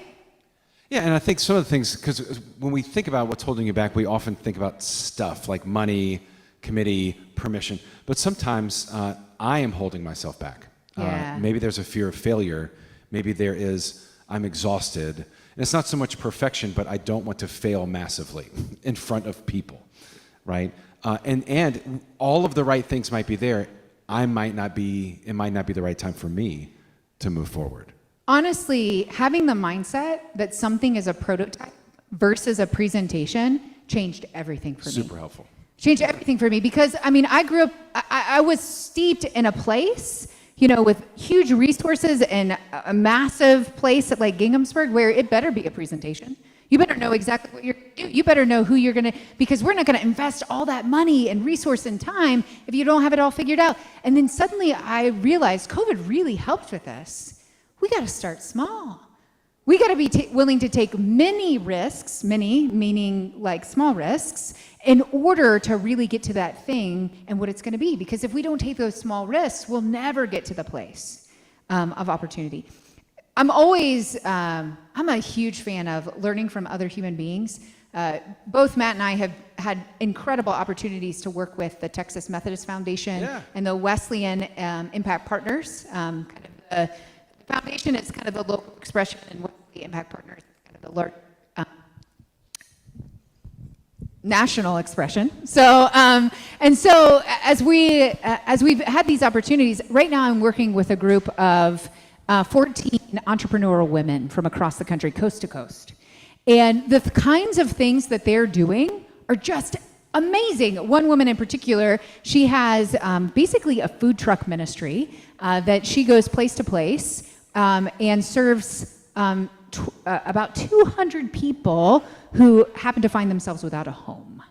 And so it's just amazing the kind of work that she's doing, and she's doing it from the ground up and not always getting like the most support from the institution to do the work that she feels called to do. So it's just amazing if we would prioritize this prototype kind of mentality versus the presentation mentality, we actually could explore kinds of things. We should be doing 1,000 experiments all the time and teaching the people around us to be doing 1,000 experiments versus, well, I get this ministry and I want 75 people in it and all those kinds of things. No, start small, start small. And that experiment can happen in the context of what we're doing. Like the whole thing doesn't have to be an experiment. Here's an example. Yeah. Right? So Disney and Pixar, right, they did Monsters, Inc. Great story, tons of fun. Part of the experiment with Monsters, Inc. is how hair could be translated through computer coding and graphics, right? So Sully, the big monster, right? It was a work study in how hair works, right? Because there are a lot of variables with that. Well, that laid the groundwork for Tangled. So in Tangled, they upped the ante on how hair works. It's not that the whole movie was about hair, but that was part of, they were prototyping and experimenting on how to do that better. And then that gave rise to Brave. If you've seen Brave with Merida and her hair, there were these little tiny prototyping experiments within the thing that we were doing. So like if we're doing a relationship building, right? In that program, there can be prototyping of little things within that. It's not that the whole thing has to be a prototype, but maybe, hey, while we do this relationship building, we're gonna focus on one little prototyping of communication, right? Is it email that we need to first reach out to people? Is it texting? So there's this one little prototype in the thing itself, right? So don't hold the pressure of making this whole thing has to be a big prototype. No, it can be relatively normative, but within that, you're trying these little things. Like we have a mission fundraiser called Burnt Offerings every year. It's a cooking competition. It's fantastic. And one of the things that we prototype within the thing itself is that our silent auction went digital during the event. So there wasn't I don't know if you've ever done a silent auction like in real time, just dealing with the clipboards of all the 50 things and like checking them, right? We didn't change anything else about the event. We changed that one thing within it, and we were prototyping that to build on the next event. Yeah, prototypes are important. So, means take the risk. As leaders, we've got to be willing and we've got to teach our people to take the risk. Right, and I've also been told that talking like that means I'm Gen X. My daughters bust my chops about that all the time. Yes, and this is real life. Parenting is so time consuming Yes. that I'm hesitant to add new things. And let me say, as a parent of 4, my kids range from 7 years old to 18 years old. It's real. It is real life that, we have 8 kids between the two of us. Tom Berlin shouldn't have said, y'all both have churches. He should have said, you both have 4 kids. 8 kids in between you. Yeah. Good Lord. So this is exactly what we've done for ourselves. We've taken a risk. We've taken a risk. And I want to just talk a little bit about the origin of this. When I moved from Ginghamsburg Church, and that's a whole story, when I moved from Ginghamsburg Church to New Albany, I knew the kind of community that I was coming into. I knew Albany was the land of possibility. And that really has proven true in the congregation. I've been amazed. I've not been the kind of pastor that has come in and dictated, we're going to do this and we're going to do this.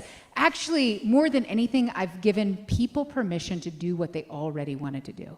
Now, lots of changes have happened because I've been a permission-giving pastor, and I'll take the blame for those changes so that, my staff doesn't have to. But I think it's been amazing to see the kind of possibilities that have emerged out of those innovations. And one of those possibilities, I'm like, oh my goodness, we're the land of possibilities. Google's here, Meta's here, all kinds of corporations and organizations are here. Why don't we have a hub for innovation here? And I've been in conversation with West Ohio and all kinds of different people. And then Matt was doing all of this work across the country when it comes to technology. And I said, hey, silly, why don't we partner together? And we have, some of you may know, a local licensed pastor named Dave Warner.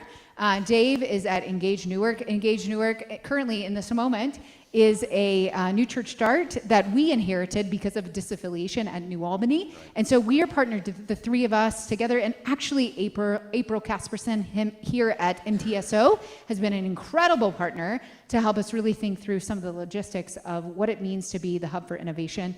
And so we started doing this thing together. We just started taking a risk.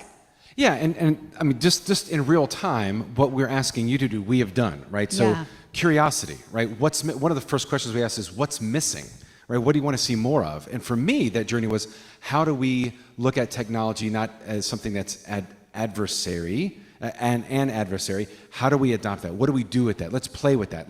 And we started bringing people on board. And like, for example, at our church, we have these little cards, and it has a little RF ID tag, has an NFC tag on the back. You register your attendance, you go up to the baptismal font and you tap your phone as you remember your baptism, and you are registered into the worship service, right? These little tiny things of how to incorporate liturgically incorporate technology into what we are doing. And we kind of did this parallel play for a while until we finally realized, like, oh, you're curious about the same kind of things that I'm curious about. Okay, now let's take that into what are the opportunities, what are the obstacles, what does this look like on the ground, and then into leadership. Who do we need to be on the team? April, she keeps asking, what do you need? Let's bring her on the team. Dave has this I've never seen someone make lemonade better than Dave, of taking lemons, that is like, he has an orchard, right? So he's not like trying to find the lemons, but the way that he is able to add value to what we are curious about. And which is why we then said, well, why don't we create a center for this? It gives us a really great excuse to lean into all of these things and to take that risk as well. So with innovation, going from curiosity to entrepreneurship, or adding value to what you're curious about, leadership, taking the risk, it leads us into then innovation. And innovation simply is where creativity and utility meet. If you have creativity with no utility, you've created art. And that's needed and beautiful and important. If you have utility with no creativity, you've created efficiency, which is also needed and important. But where the two of them collide is where new ministries happen, right? It's creative, it's new, but it's also useful, right? You can have the best idea ever, but if you do not have buy-in with your community, it's not going to work. It's not worth your time. So you need that intersection of where both of those things are happening. So what now? Here's the question. We've talked about relationships. We've talked about who needs to be on the team. We've talked about what resources we need. Where do we go from here? Yeah, so I just want to build a little bit of a to-do list for you. Or at least we're going to build a to-do list. This is a Menti poll. Yeah, this is a Menti poll for you to say, okay, Clara, what now? What do you need? What are some of the next steps that you think, okay, if I was in Clara's shoes, these are the kinds of things that I would really need to get started. I got some emailing to do. I have some coffee conversations to do. What are those to-dos that we want to say to Clara? Or even if you have that passion still in your mind about what you're curious about, what are your to-dos? What's that first step that you need to take in order to begin exploring this thing that you're curious about? What now? And while you're thinking about that, these things don't have to be big. In fact, I would recommend them being very small and being very tangible and very accomplishable today, right? I'm not asking, so what do you need to do next week? What could you do today tangibly that can put you on the path of where you need to go? There's a really great book, I forget who wrote it, but it's called Atomic Habits. And it talks about what are those 1% things that you can do right now that might make a huge impact. Again, when we were thinking about giving in our church and there was no loose plate offering, what do we do? What is that 1% change that we can do? We had a tap-to-go kiosk where people could tap their phone, and now we're looking at 130% more in giving, weekly on average. That cost $300, paid for itself in a weekend or two, right? These 1% changes. Same thing with one of our children's ministry. So our children's ministry, after the pandemic, and disaffiliation, quite honestly, because the folks who were really interested in children's ministry and youth ministry all left. A lot of them left through disaffiliation where we were. So we started this 1%, like how do we get people back? And we call it Sunday Fun Day, where one Sunday a month there's some kind of theme. Like St. Patrick's Day, it was all centered around green. You know, we have a Creation Sunday where now they're creating things out of Play-Doh. It cost nothing, and it increased our children's numbers by 300%. These one tiny tangible things you can do right now that can create a very big impact. So we're asking, as these come up on the screen, not what's something you can do a month from now, what is something you can do today that is tangible that might make a very big difference? Yeah, these are coming up. Ask good questions. Make a list. Yeah, I mean, these are, keep the live stream alive. Prioritize what to focus on, then coffee conversations, set up a meeting, brainstorm, prioritize vision casting, create a plan, see if we can add an attendance thing for worship, QR code. Some of these are the things that people want to do themselves.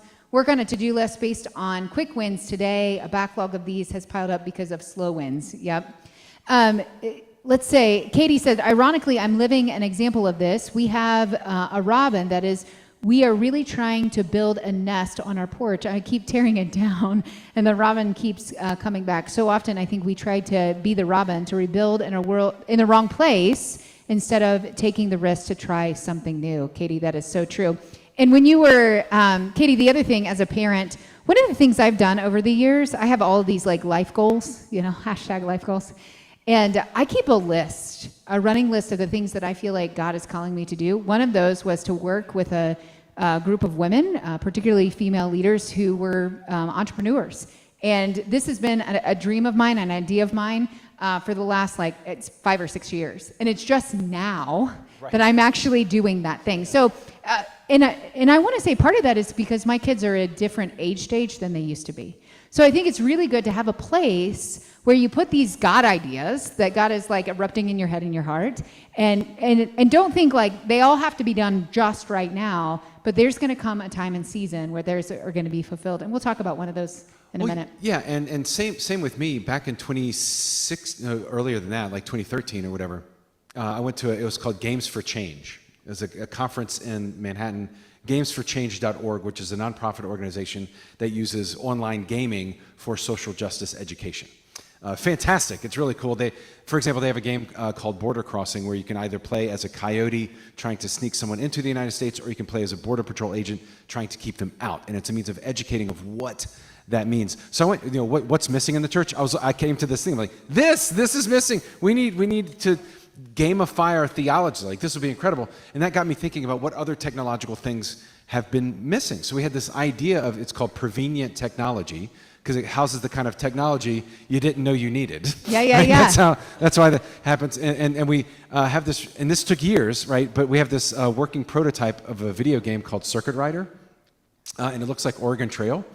And instead of like going to Oregon, you are in Virginia, and you've been deployed by John Wesley with the first circuit rider in America. Does anyone know who the first circuit rider in America is? No one knows this. This is why this is important in terms of education. Pastor Strawbridge was his name, 1764. And you were partnering with him, planting churches in the colonies. And it's a video game. It looks like Oregon Trail. There's even a soundtrack, which is totally rad. It's like 8-bit hymns. It's so fantastic. No, it's great. But those ideas, and it took years. It took years for that. I went to this conference and said, oh my gosh, we need this. And 6 years later, there's a 5-minute prototype of a working video game, Yeah. So I think that's also important to say right out loud. It takes time. It takes time. I know that in the church world, we want a quick fix. We want a silver bullet. We want everything to be up and to the right now. But the reality is, we're cultivating a culture of curiosity, because we're going to have to be curious every day, every moment, every week, every month, every year for the rest of our lives. I mean, that's the reality that we find ourselves in. How do we just stay curious? We stay curious. Do we want to ask the room, what are some of those 1% things? What are some of those things that we can do right now as we leave here? Anyone willing to share what's one thing that you may attempt? We should ask Clara too. What's sure. your first thing on your to-do? Well, I'm kind of cheating because this is actually my doctoral project. So I mean, just a very practical, what I've been doing, because I'm hoping to start this in May. So, I mean, like working with my office manager to book space and time.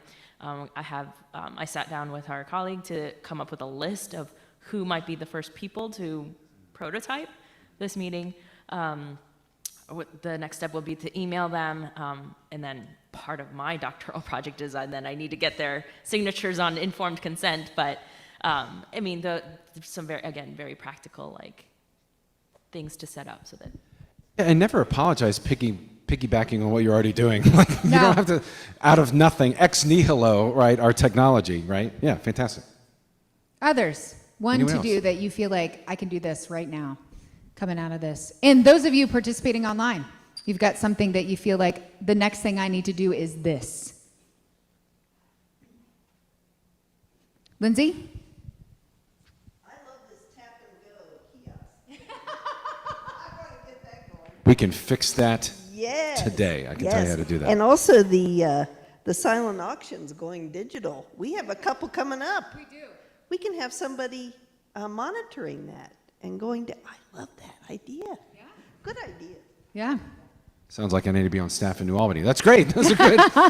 We'll work on those things. That's fantastic. Yeah, and that's the point. And I love how you said, at first you're like, I apologize, this is part of my doctoral dissertation. Good. Like, please, what are you doing right now? And that's the point of an atomic habit, is not to create something ex nihilo. It's what am I doing right now where I can make a 1% change that would make a very, very big impact, right? Just these tiny, tiny things. So we are here. Mm-hmm. Do you want to jump into the Sure. hub of what the hub is? So we want to encourage you to check out our website, Hub for Innovation. We're here because we're doing this work and we want to partner with people to do this work. There are several things that are coming out of the Hub for Innovation. One of those, yes, we have cohorts in the fall. I was hoping that was the next slide. We have cohorts in the fall that we are experimenting with. We're going to take what we're doing here and we're going to blow it out into these potential cohorts. We have a cohort here in Columbus, Ohio. So if you're local, we want to encourage you to apply. We've gotten a grant from the district. There is a cost for you to participate, and unapologetically, that cost is going back in to fund your projects. You may not get exactly the money that you put in, but there is a possibility that you're going to get some resource to do the thing that you're really feeling called to do. So locally, and even if you're not locally and you want to participate, we're also working with a district superintendent out of the Cincinnati area, Jen Lucas, and her group to maybe get some resources as well in Cincinnati. So our goal is in the fall of 2024, and the fall is just around the corner, to have 2 cohorts that meet for 4 months, and we do this work together. And we have some incredible partners across the country who we're going to bring in as experts that are better experts than us, because we got friends and we want to leverage our friends for the sake of these cohorts. So you can go to our website, hubforinnovation.org, and actually fill out an application and sign up today. Yep. So and the point of the cohort is to take what we're doing here and to be super intentional about it, to take our time with it, also to have actual resources and money to do the thing that we're thinking about doing. Like you're saying, like, oh my God, a giving kiosk, that would be, okay, well, let's think about that. Now there are resources to do that. How would you advertise that? How would you let people know that? Who do you need to bring on board of your team in order to facilitate something like that? So the cohorts are from curiosity to innovation, very intentionally over 4 months. There's also coaching in between sessions where you can say like, hey, because I saw something in a chat, someone said like, oh my God, I'd love to do attendance that way. Yeah. Right? Okay, let's talk about that. It's a lot cheaper than you think. An NFC, you can buy 30 NFC tags for, I think, $4 on Amazon. It's a $4 investment that can radically change the way that you're connecting with people. And the thing about that, just real quick. Yeah. I could see it. No, Just real quick. With what I love about that, it's not just the technological thing. It's that our old system, it took 2 days. So they would sign a pew pad, they'd tear it out, they'd input it in a computer. I'd get a report back on Tuesday from Sunday. This is instantaneous. We have a Google form at the end of worship. I know who's there. And that now has given me 2 more days to connect with people, right? That's the thing. Yes, I have all the information I need. It's not just their name. It's also how we also have said, like, how are you planning to support Asbury today? Right? There's a giving portal. There's a way for them to text. We also have they can give us their cell phone number. Like all of those things. Now the reason so there's also boundaries. We were going to geofence, but that was a privacy issue. There are some people who said, like, I need to be Heck anonymous. no. Well, and there are some Right. domestic issues where, like, I don't need my divorced spouse to know that I'm here with the kids at this time, right? That kind of a thing. So we also need to keep that ethical standard with the technology that we're doing. But the cohorts is where we dive in and say, okay, well, let's accomplish this. Let's think about this. Let's spend some time with this.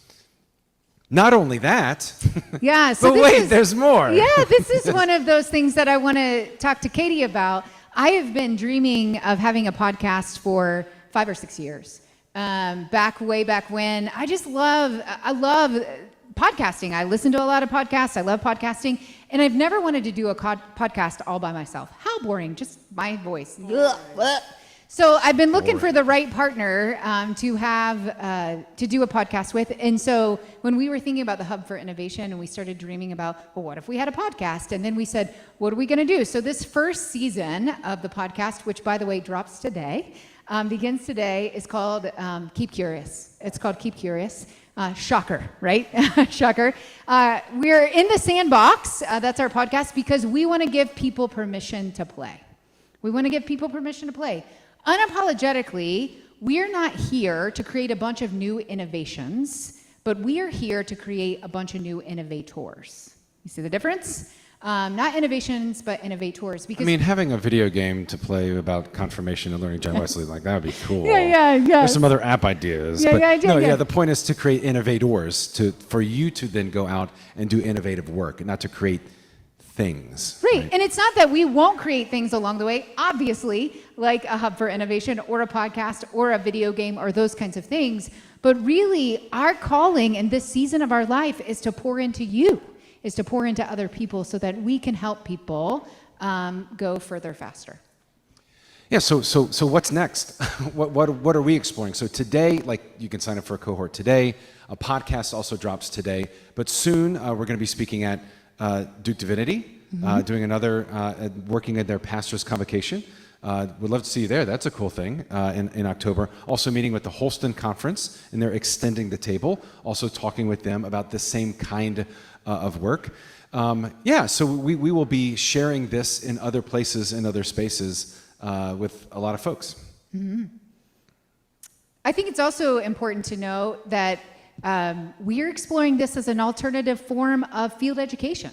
Oh, that's right. I didn't put a slide up for that. But we're also we're thinking about what would it look like in the context of seminary? What if we had a cohort as a field education placement, a digital space for seminaries to gather together and give us those? Because folks ask, because we met with administrators, they're like, what kind of person are you looking for this? I'm like, the one who's the pain in the ass. That's what I want. But the person that keeps saying, why are things this way? We need to do things differently. They're driven by this curiosity. We want that person to be a part of that. So we are experimenting, again, of what a photo booth. I had that.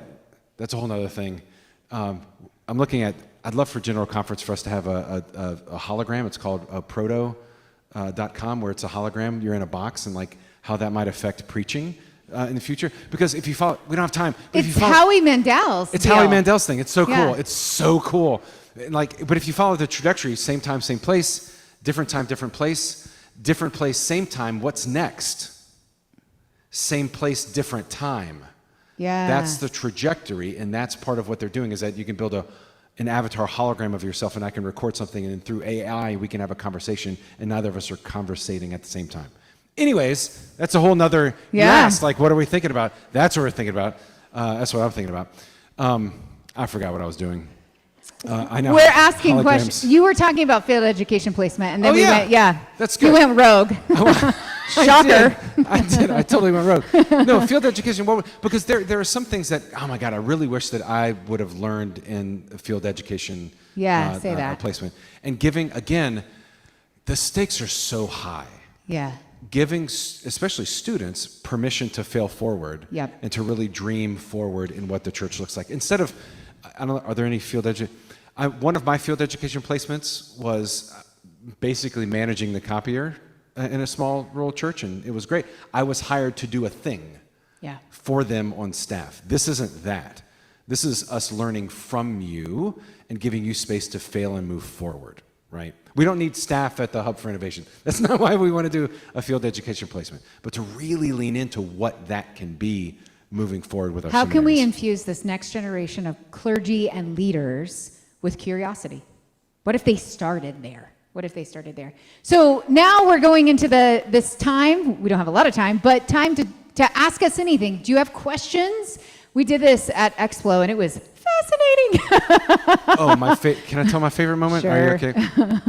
And this was why I preface this by saying, whatever you put in the chat is going to go on the screen. So we were at Exploration, and there was, I don't know, 175 students, something like that. And we say, ask us anything. And one of the questions, like while Rachel was talking, a question came up and basically asked, how do you legitimize women leaders in the church? Yeah. Right? That happened real time. And like we're scrolling through, and Rachel saw, and she goes, and I skipped it. I just skipped it because a moment of peace and compassion. And she goes, go back. Just go back and like just be careful because she's going to see it and she's going to call it out and she's going to enter into conversation with you about these things. Ask us anything, and it's on the screen, and or in the house you can. Yeah, if there's something. That was a little dangerous because we had some really funny questions, and Kung Fu Panda questions and all kinds of stuff. But we had some really legitimate questions, and there were Holy Spirit moments. Because let me just say, one student, I assume it was a student, asked like, "I'm not okay with LGBTQ plus persons. Are you?" Yeah. And I was able to really answer that question in a very compassionate way. And I said, well, absolutely, I'm more than okay with it.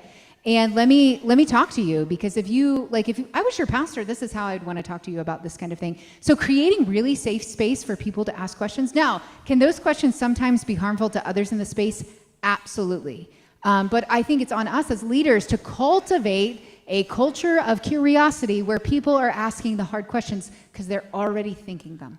They're already thinking them. So how do we cultivate that kind of culture? You answered that very pastorally, by the way. Did. That was a beautiful, of course I did. beautiful moment.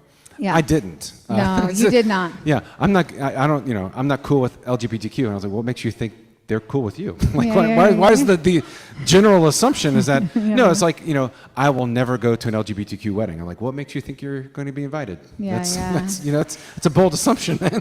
Anyway. Yeah. So things of that nature. Can you do an online cohort? Maybe. We just got to have. Maybe. We got to find the funding. There's that, yeah. The obstacles that we talk about, we have them. They're real. Like, how do we have the funding to do the things that we absolutely love to do? Now, what I will say, that the cohorts we're doing in Columbus and Cincinnati, they're in person, but at least one of those is going to be an online experience, probably most likely October. Because in the thing, you can prototype another thing. Yes. So in the cohort, one of the sessions is going to be totally online. Why? So that we can answer this question affirmatively next time. See what I'm saying? Like in the thing, there can be a prototype of another thing. Yeah. Yeah? Any other questions? Anybody on the chat have a question as well? I know that you can put those in as well. Any other burning questions in the room?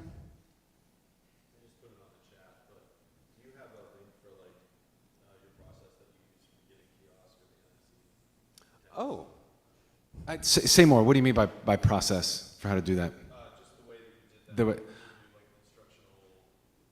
I don't, but email me, and we'll talk about that, like how to find us. How do you find us after today? We should say that. Yeah, well, and did I do a? Yeah, you did. Oh, yeah, cool. There's a QR code that brings you to our website. And it's hubforinnovation@gmail.com. That's a great way, and absolutely. And with those kind of things, they're a lot simpler than we imagine them to be, right? And I have written down, I don't have it on me, but I have written down like step by step, like how do you do this, right? Same thing with like podcasting or church. I would love to eliminate the whole church attendance step thing, like from pew pads to, because the whole point, like with geofencing, and I learned, again, I mess up all the time, I learned that there's a, right, and we do that for annual conference, and again, like it had never occurred to me that there was a domestic issue with having your location mapped in a real place in real time, right? For someone to be able to find that information out. But with that to be said, I'd love to eliminate that step altogether, like pew pads. Let's just walk into church and be the church, and then later we'll figure out like, Who was here? What category do I put a preparatory member who belongs to, like, all, you know, all that stuff, right? But absolutely, shoot me an email, and glad to say, hey, this is, now let me say this is how I've done it. There's probably 1,000 different ways to do it, but this is what I figured out, and literally just playing with things and playing with stuff. Yeah, for sure. Yeah. What are the top 3, I don't know, platforms or digital platforms your specific church is using, like whether it be You mean like, or around Facebook? Like, can you both talk a little bit about? I know Rachel sends out text, and I'm able to get one. yeah. So what have you found? And I know there's not one all be all, and I know there's a zillion out there. But which ones have you got like to really have you? I think it depends on what you're trying to build. Let me say that unapologetically. Let me give you an example. Prayer. I've discovered that Facebook, like doing live prayer on Facebook, is really effective. I've also discovered that Facebook groups have been really, really effective. Like one of the largest groups that we ever had at Ginghamsburg was our prayer group. And it was well used. People put prayers all there. We had to be very careful. We had to monitor all that kind of stuff as well. But we also would do these like 24-hour prayer pieces where 24 hours we'd be online with prayer, and super effective, creating a cultivation, like a culture of prayer. It was amazing. So Facebook was really great for that. The other piece was going back full circle.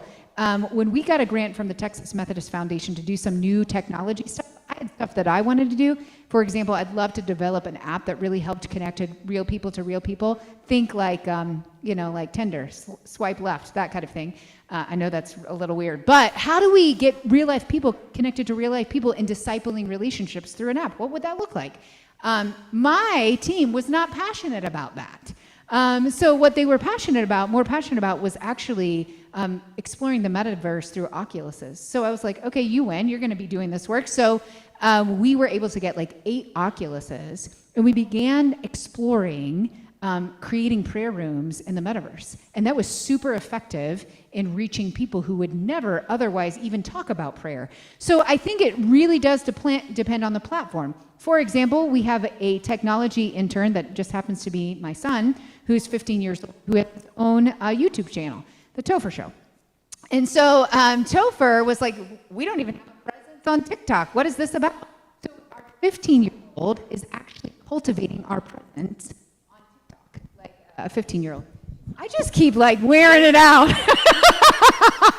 I just keep draining the mics. Anyhow, so is Matt working on another Advent study? No, I don't think so. He's actually working on a Lenten study right now. I think it's called Final Days. Final Days is that the Lenten study that you're working on? Yeah, perfect. We have a couple of questions in the chat. Okay. There were more questions if you scroll down. Oh, look at that. There we go. Do you need to have an idea before entering a cohort? No. Actually, most of the times I start things and I don't even have an idea, but I just want to be in the room where it happens. So yes, you can totally, that's the whole point. Are you moving through it? Okay. Yes. Can you share, the giving kiosk information? Yep, Keep going. got it. Boom. How do you navigate the tension between liberal and conservative churches? What has been your experiencing building effective between these different viewpoints, both individually and in your church? Can I answer this? No? Yeah, go ahead. Yeah, okay. One of the things that I'm really obsessed with is giving my church tools in their toolbox to have hard conversations. I think we have lost the art of actually engaging with one another in hard conversations. Now, I didn't create this. I stole this from National Community Church, but we have a process when it comes to hard conversations. We say, ask anything, listen well, freely disagree, and love regardless. Ask anything, listen well, freely disagree, and love regardless. And when we do this work, we do it in real time. A lot of times we have these things that we call listen and learns where we can practice this in real time. For example, April 28th, we are having a listen and learn at New Albany United Methodist Church at 5 o'clock. And we're talking with a person who's trans, and we're talking about being a trans ally and engaging in this conversation. And so I think in our particular context, clearly, if we're having that conversation, we are leaning toward the more liberal kind of congregation. But I've also served in a lot of congregations that didn't necessarily lean in that direction, more conservative. And I have more conservative people in my church, the truth of the matter is. But we've given them a context to come into and ask anything, ask any question, to listen well, that's really important, to freely disagree and to love regardless. And it's really created and cultivated a culture of curiosity and given us the tools in our toolbox to actually engage in hard conversation. Yeah, and I agree that conversations is the heart of that. And the metaphor that I typically use is at the Last Supper, there was both Matthew the tax collector who was working for the government, Simon the zealot who was actively working against the government, and they were both at the same table. Now, one thing that I have learned is that it's also okay to let go. Mm-hmm. In 2021, we made the decision to remain United Methodist, and we lost 35 families, right? We had the conversation. We weren't mad. We weren't angry. We said, but this is a commitment that we're going to make. And it was hard. Those 35 people left, but here's the fun fact is that our pledges went up by 30,000. There was a liberation that happened when you realize that you cannot be the thing to everyone. Yeah. Right? So how do you navigate that? Sometimes you have difficult conversations and then you let go of who you are not, right? And stop trying to be the one-stop shop. So we get curious about what's needed in our context and then take the risk to have examples of risks. Right now. Yeah, right now. I know that's meta to say, like right now, like we've been planning this in terms of... You're not wrong, in the sense that the only presentation we've done together is at Exploration. Yeah. We've been doing presentations, I mean, I've been presenting and speaking, and you have for the last near decade. And so 2.5 hours of presenting together, you're the guinea pig. You know, this is the first time that... by the way. This is the first time we've done this. So this is experimenting. And I think a much less exciting example of that is when we consolidated worship services. Like we had to, and that was a risk because I knew that there would, in fact, we had a group, when we first came together in one worship service, the first Sunday was traditional, Sundays 2, 3, and 4 were contemporary. Because that was temporarily what we needed to do because we had a full traditional staff, we had a full contemporary staff. How do we do this? And that matched kind of attendance levels. Because again, like how do you parse that up, right? And again, people are like, well, where 2 or 3 are gathered, you know, Jesus is present. Numbers don't matter. The context, by the way, friends, this is for free. The context of that, where 2 or 3 are gathered, is about truth, because you need 2 or 3 folks to witness in order for something to be counted as true. It's not like you should keep having a worship service with 4 people at it. And by the way, That's it's in not the what that conversation if my brother or sister has sinned against me. Like that's the context of that conversation. Yeah. I mean, Yeah. so it's not like why do you do It away wasn't with the worship. service? They were there were 10 people. Those pissed are at 10 each other. souls. That's like, what's hold on, happened. that's not what that. Yeah. That means is there truth present? When you tell the truth, Christ is present. That's what that means. Anyway, so but then what happened? We had a group who only came to our church on the first Sunday, and then they went to another church Sundays 2, 3, and 4. And I think they were wanting me to be really angry about that. And I just said, well, you're living into the connection. I think that's great. Like you're going to another United Methodist Church half the time, you know. So what are the opportunities, you know?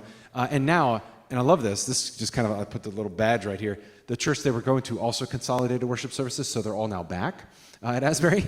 And we have a blend, I say it's blended service, and I know that's like a 4-letter word for any worship leader. Like, you have a blended service? What is this, 1996? You know, and it works. It's so great. It's so fun. But there were a lot of coffee talks and a lot of hurt feelings and a lot of ebbing and flowing with that. But I think you're naming right now it is a risk every day. I mean, you take a risk a day. Every single day, you're taking a risk. You're doing that thing, that next right hard thing to do. Particularly if you're a leader in the church, you just need to put it out there and just say, I mean, you've got to get comfortable with being uncomfortable. Yeah, and it's not over. I mean, like, oh, good. Now we've solved that problem. Worship service will never change ever again, right? You know, just wait until next week, right? Let's see. Exactly. What is the answer to the problem of evil? We literally have 3 minutes, friend. Yeah, Jesus. There you go. I love it, Clara. She said Jesus. That's great. Yes. That's great. All right.